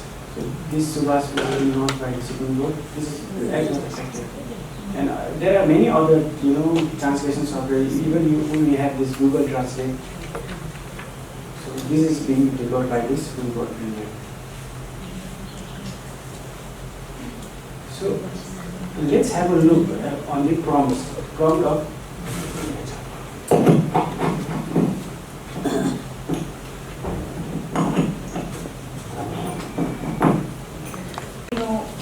we have been introduced to information technology, okay, and then we saw different types also. We saw how it developed over the time, a little bit of how it is being implemented in India as well as in other countries. Okay, now let's do some hands-on. Okay, but before we do some practical session, okay, I would like to introduce the concept of prompt, though I have already introduced it a while ago. Okay. So basic prompt, when you talk about prompts, we are talking about generative AI. Okay, it is nothing but the input that you give to the tool based on which your output is created. So your input can be textual or it can be visual. You can input you can upload or you can type out whatever you want the AI tool to generate, or you can upload an image also. Okay? And it will generate a new content based on what your prompt is. Okay? Now, once you use a tool, it will work no matter what kind of prompt you do. Okay? But a well-structured prompt will give you a better suited answer, what you require. If you can tell the AI tool what you are exactly looking for, you will get that. Okay? But if you can't frame your prompt properly and not tell it exactly what is you're looking for, so you will still get an answer. Okay, you will still get an output, but it might not be as useful as the one which you would have got if you had framed your prompt properly. Now let's look at the components of a well-written prompt. Okay. First, there is an active verb, okay, topic or theme, constraint or limitation, background or information, conflict or challenge. Okay, these are the components of a good prompt. A prompt can have all of these components or some of these components. It's not necessary that when you write a prompt, you have to use all these components. Okay, so I will explain this with an example. Okay, now I have two examples there. The first example, example 1, is a prompt that I usually write or we usually write. Okay, what are the biggest AI breakthroughs of 2023? I'll get an answer. Okay, but whatever AI tools I have, they are very verbose. Okay, they have lots of data, so it will spit out a very lengthy this one. Okay, you will not have the patience nor the time to read through. Okay, and AI tool, whatever you are using, it will give you an answer, but it is not accountable for that answer. You use it somewhere else, so you can use, but always verify. Okay, so when your output is a lengthy, let's say 3 pages output, it's very difficult to verify. And I don't need that much data also. It's difficult for me to understand, it's difficult for me to read, okay? And I don't know how much of it is true. Okay, so instead of that, what you can do is, what are the biggest AI breakthroughs of 2023? Okay, you're speaking to it. It's a natural language or large language model. Okay, so you can speak to it as you're speaking to a person. Okay, give them as 5 bullet points, 1 sentence long for a lay person. Okay, now, so what is the action verb? We are asking a question, what? So it is supposed to answer. Okay, then what is the topic? Biggest AI breakthroughs of 2023. What are the constraints that you are giving it? You are telling it to give it as 5 bullet points. Okay, 5 bullet points. You have 1 sentence long. That is also a constraint or a limitation here. And you don't have a background or an information on this one. Okay, you can add that. Okay, but if you a background and information you wanted to add in this prompt, you can say that I am a computer science student of BTech 2nd semester. I want to know what is the biggest AI breakthrough of 2023. It will give you a more technical answer. Okay? If you tell that is the background or the information. If you tell an AI tool, I am a student of class 5th standard, and I want to know what are the biggest AI breakthroughs of 2023. There will be a drastic change in how the answer is formed. It will be easier for you to understand. Okay? And the challenge or the conflict in this one is for a lay person. Right? You are further giving it a challenge. That whatever you answer that you are giving, it has to be understood by a person who does not have any prior knowledge in this field. Okay, so this is how you form a good prompt, and you get a better output. Okay, so for using all these prompts, we'll be using ChatGPT just to highlight how big an impact it had on us and our society, general public as well. And just have few points about ChatGPT, how it was launched. When it was launched, November 2022, it was launched by a company called OpenAI. Okay, what happened? It led to increased awareness and adoption of AI technology. Now there is a very interesting thing about ChatGPT, that the growth of ChatGPT was not matched by any software application that was being launched till now. It reached 100 million users, that is 10 crore users in just 2 months after it was launched. That many people signed up to use that. Okay, so there is a free version and there is a paid version. Okay, so the growth you can see is exponential. Then what happened was, after this was launched, and people became aware and started using it. It became so popular that the major giants, IT tech companies like Microsoft, Google, everyone, they started developing their own AI technology. There was a race among them, who's going to be better or who's, and that led to a development of a lot of tools that we can actually use. Okay? Then the last point, I'll just read it out. It's very simple. ChatGPT's impressive conversational ability and wide range of applications sparked significant interest in AI, bringing the technology to the forefront of public consciousness. We have already discussed this point. Okay? So the next slide compares the growth of ChatGPT in comparison to the other applications that you have seen. You can see the graph that the first one is for Spotify.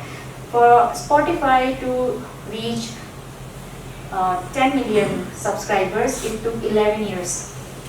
Okay? For ChatGPT, it just took 2 months. Okay, then you can, from this you can gauge the impact that it has, how many people were actually using it. Okay, the sole purpose of this graph is for you to grasp that how much impact it had. Okay. Okay, so now there are many other tools developed in ChatGPT, but since it was the first, we are going to use it that one only for our hands-on, but we are going to use some other tools also where we think that tool is better than ChatGPT. Okay, so what can ChatGPT do? This slide just scratches the surface. Okay, this is not an exhaustive list of what ChatGPT can do. ChatGPT can do much more. Okay, but we are just starting with these. Okay, you can ask it for specific facts and details, you can ask it for suggestions, you can translate language using ChatGPT, okay? You can compare different things easily using ChatGPT, you can summarize the text using ChatGPT, you can generate lists, you can explain different concepts, you can ask for pros and cons, you can ask for definitions, you can create stories, you can create different types of content, okay? You can answer questions in different tones of voice, formal tone, friendly tone, persuasive tone, okay? So whatever tone you want, it can easily do that for you. Then the last 3 points are for coders. You can generate code also, okay? You can translate code from one language to another. And debugging means if your code has any error, then you can fix it. That's known as debugging in programming, okay? So the last 3 points is for programmers. Okay, now let's go to ChatGPT and we will use it to do some of the things that we are now. And the best thing about it is you can ask ChatGPT itself that what you can use it for. Okay, and it will give you. Right? So let's.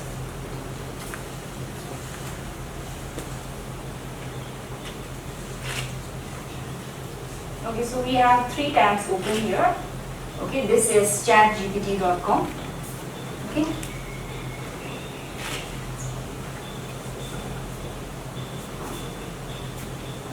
Okay. Can you see it better now?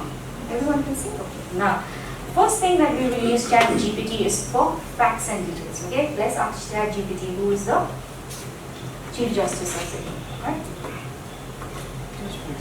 This is just example. Okay.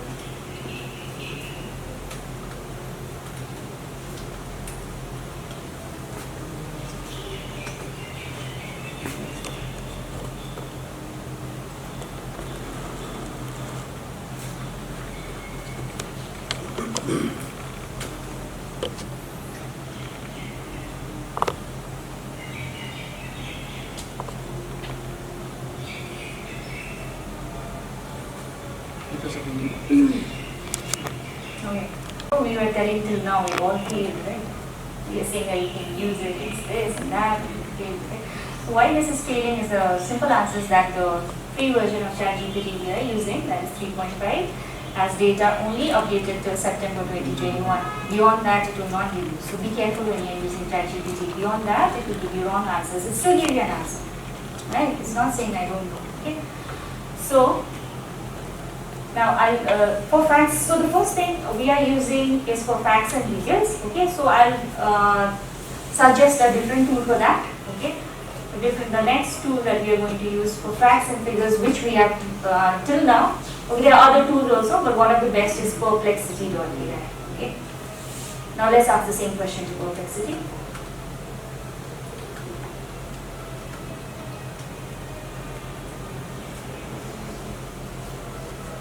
differences.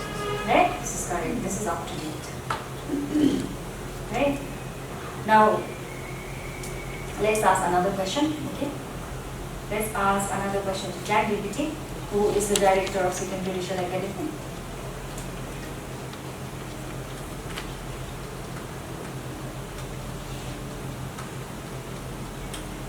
Are you expecting a correct answer? Oh, the internet is very slow.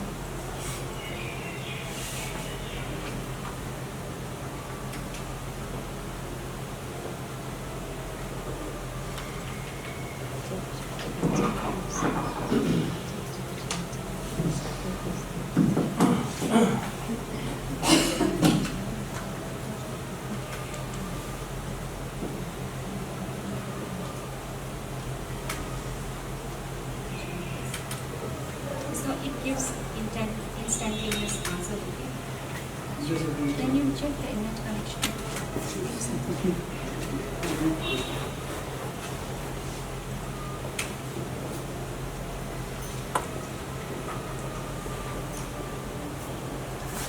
Website or contacting them directly for more current information.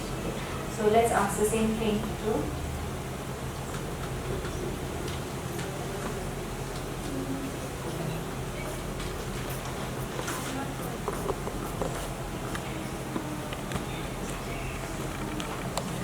the director of Sikkim Judicial Academy, Mr. N.G. Sharma. Okay, this is correct. Right? Now let's ask the same thing to Google. Let's check.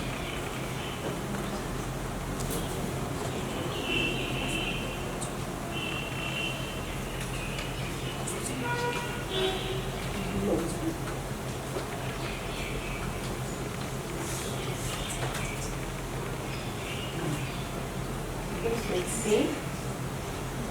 Can you see? So using AI tools, especially this perplexity.ai can be used as a very powerful search engine also. Okay. So if you look at perplexity, it gives you, like for this answer, it cites the sources also from where it is getting the answer. So you can actually go and verify whether it's correct or not. Okay. How it is correct. So whatever it's written here, given you the answer, and you don't have to click the link, go inside and see what is the content of that link, right? You can see that it actually gives you a summary of what it found, okay? And whatever the answer it gives you small numbers following that answer, that is the link that it took the answer from. So verification is very, very easy. Here, remember in Google you can go to images, videos and all. Right? Once you search something, here also you can go for search images. So that feature is here also.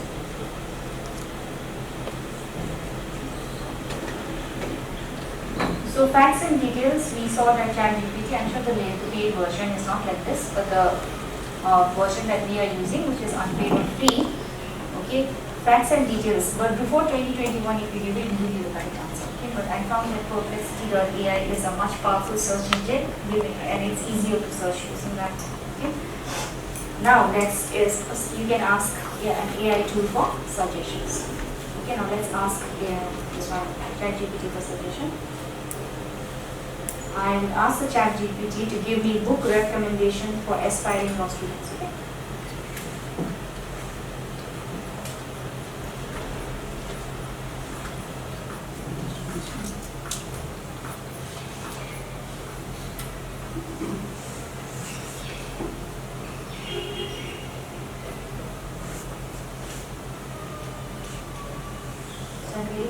List here.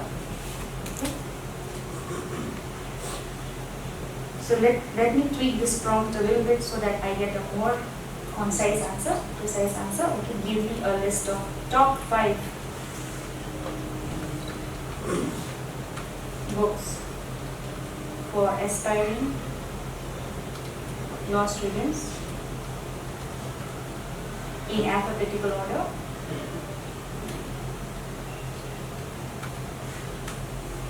With columns for author and price. Okay, let's see what. And when you type, the spelling does not have to be correct to give you a correct answer.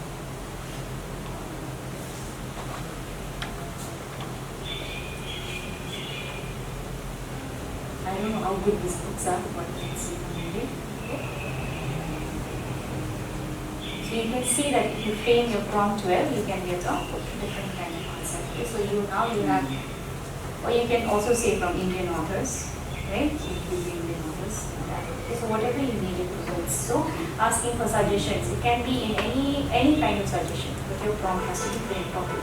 It depends on what input you give. That is very important. Yes, and your input should be tailored according to your requirement. Now let's use ChatGPT as a language translator. Okay, let's translate something. Okay, so for the purpose of translation, let's take some content from a High Court website. Okay.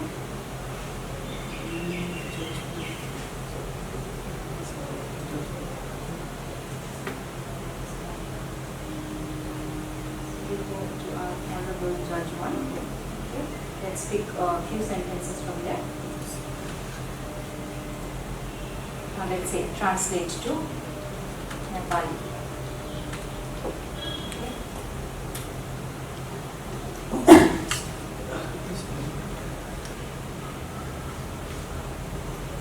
So the translation is okay. The translation is complete. You can translate any language. Okay, I'm sure some of us are having trouble reading it, right? Sometimes it is difficult to read. Okay, so let's ask how ChatGPT to pronounce it. Okay, help me pronounce.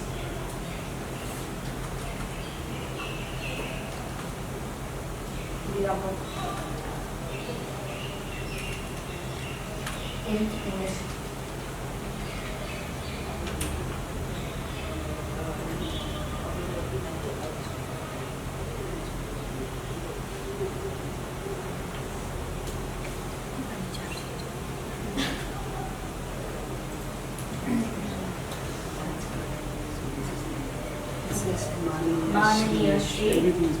Okay, so even though, so this is very useful when you want to learn a new language also.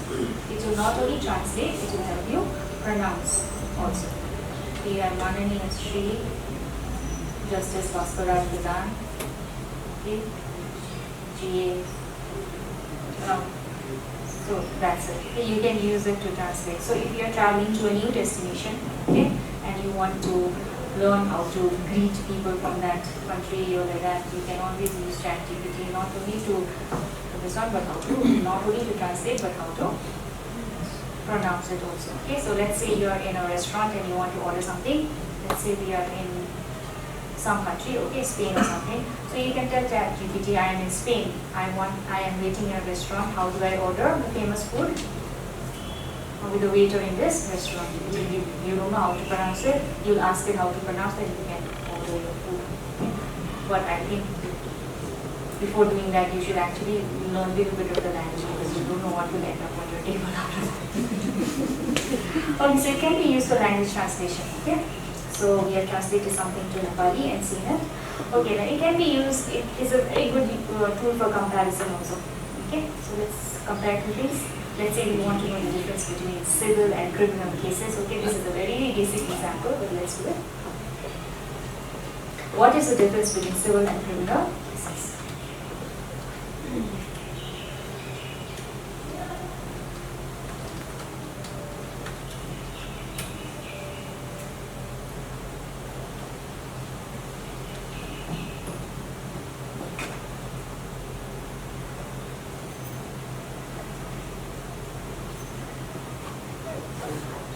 So it has given me a very verbose, lengthy answer. Okay. It says nature of the case, parties involved, and all those things. Okay. Burden of proof, possible outcomes. Okay. Now let's say we don't have a law background like us. Okay. Now I say rewrite the above answer in 100 words so that a 14-year-old can understand.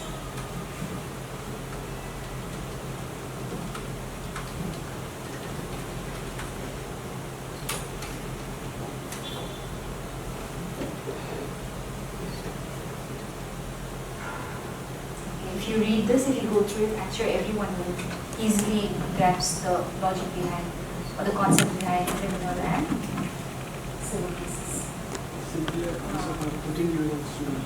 You can say for a child, for a college student, okay? All that.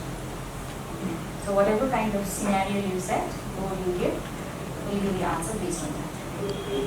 So like this, you can learn new concepts also using this. If some concept is very, very, very technical or what, you want to learn it in very simple terms, you can use ChatGPT or any other AI tool.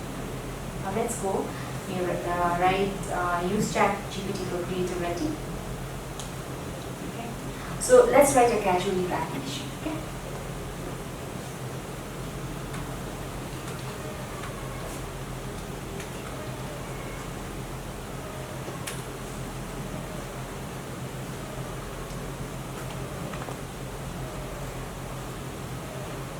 So it says, dear manager, supervisor, I hope you are doing well. I am writing to tell you that I need to take a casual leave on.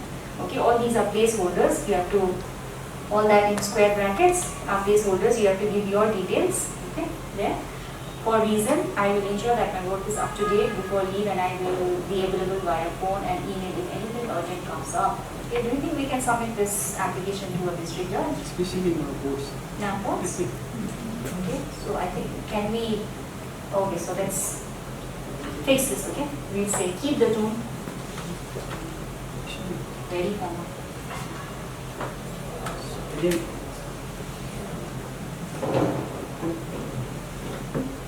you see the differences. Can you see the difference? I am writing to formally request casual leave for dash due to dash.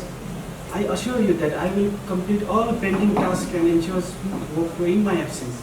Should any urgent matter arise, I will be reachable via phone or email. Now this sounds more formal and this seems a request.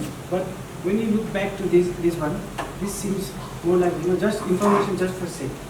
So this is the difference of input. So one more thing you must have noticed is that you need not give your input in one prompt.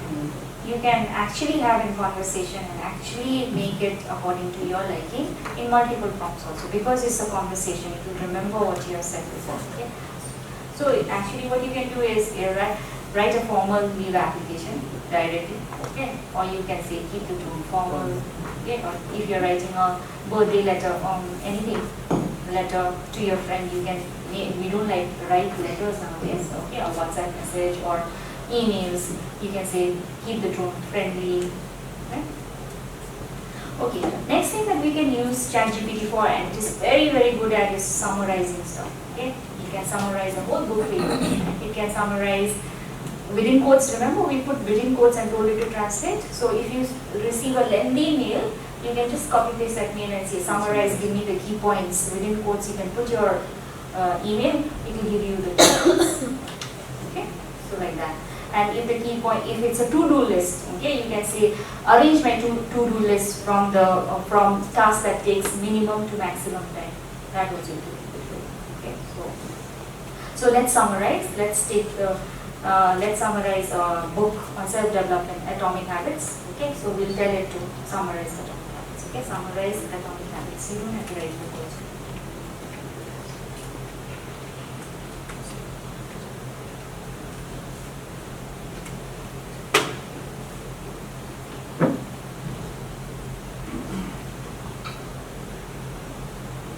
So you can summarize it. Okay, since let's say I don't like this one. Okay, you can summarize. It's a whole book. Okay, so I say in just 2 sentences.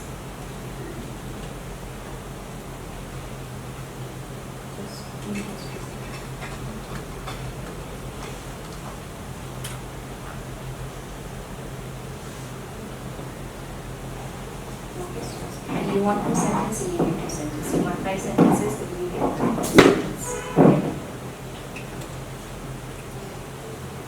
The next thing that I feel that ChatGPT is useful for us is when you can write something on your own and you can improve on that. You can say, check my grammar, improve my English, make it more formal. Okay, so that also it does very well. Okay, let's have an example. I've taken something from the net today morning, which is an example of very bad English. Okay.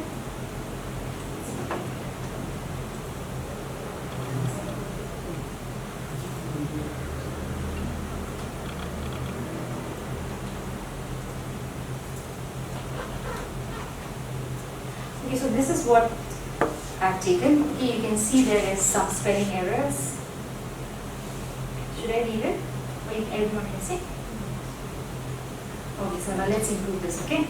Now, on top of that, we write improve my English.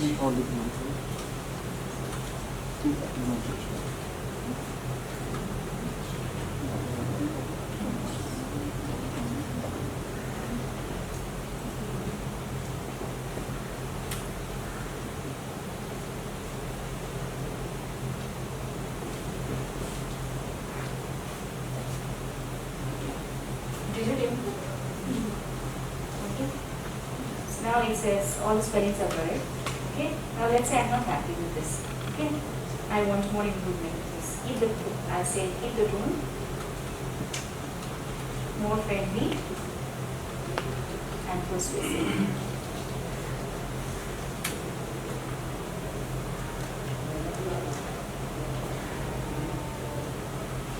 Better now?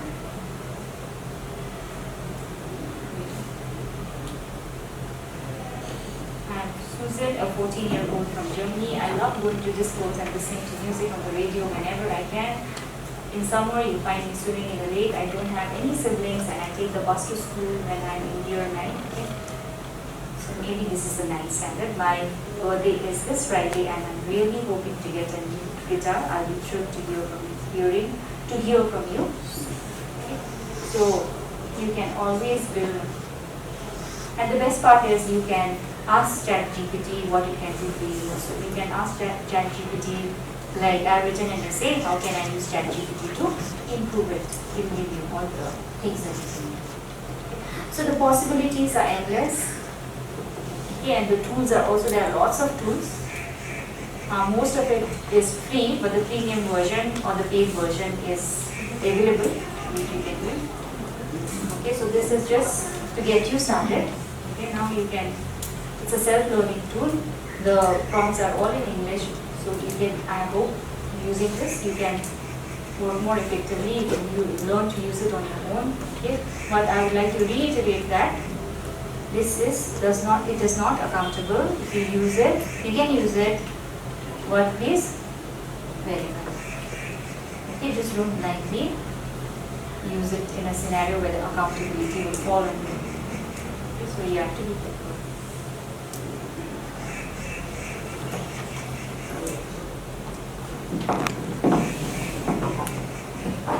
Okay, with this we come to the end of the presentation on artificial intelligence. I hope that it was helpful. Okay, you have some insights to this. And I hope AI tools will make the life easier. 5 more minutes. I wanted to show you something.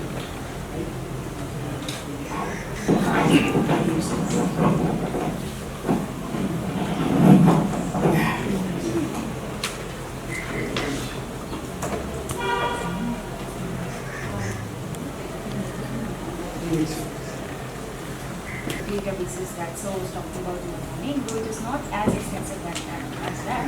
Okay, but you can still find some useful information.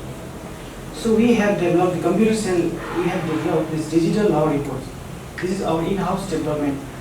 So there you can find a judgment or order based on the topic or based on the name of the location or party name which we have developed. This is only for the Sikkim High Court cases. So, and the judgments we were seeing is translated to us. Right? that is also present in this digital law reports.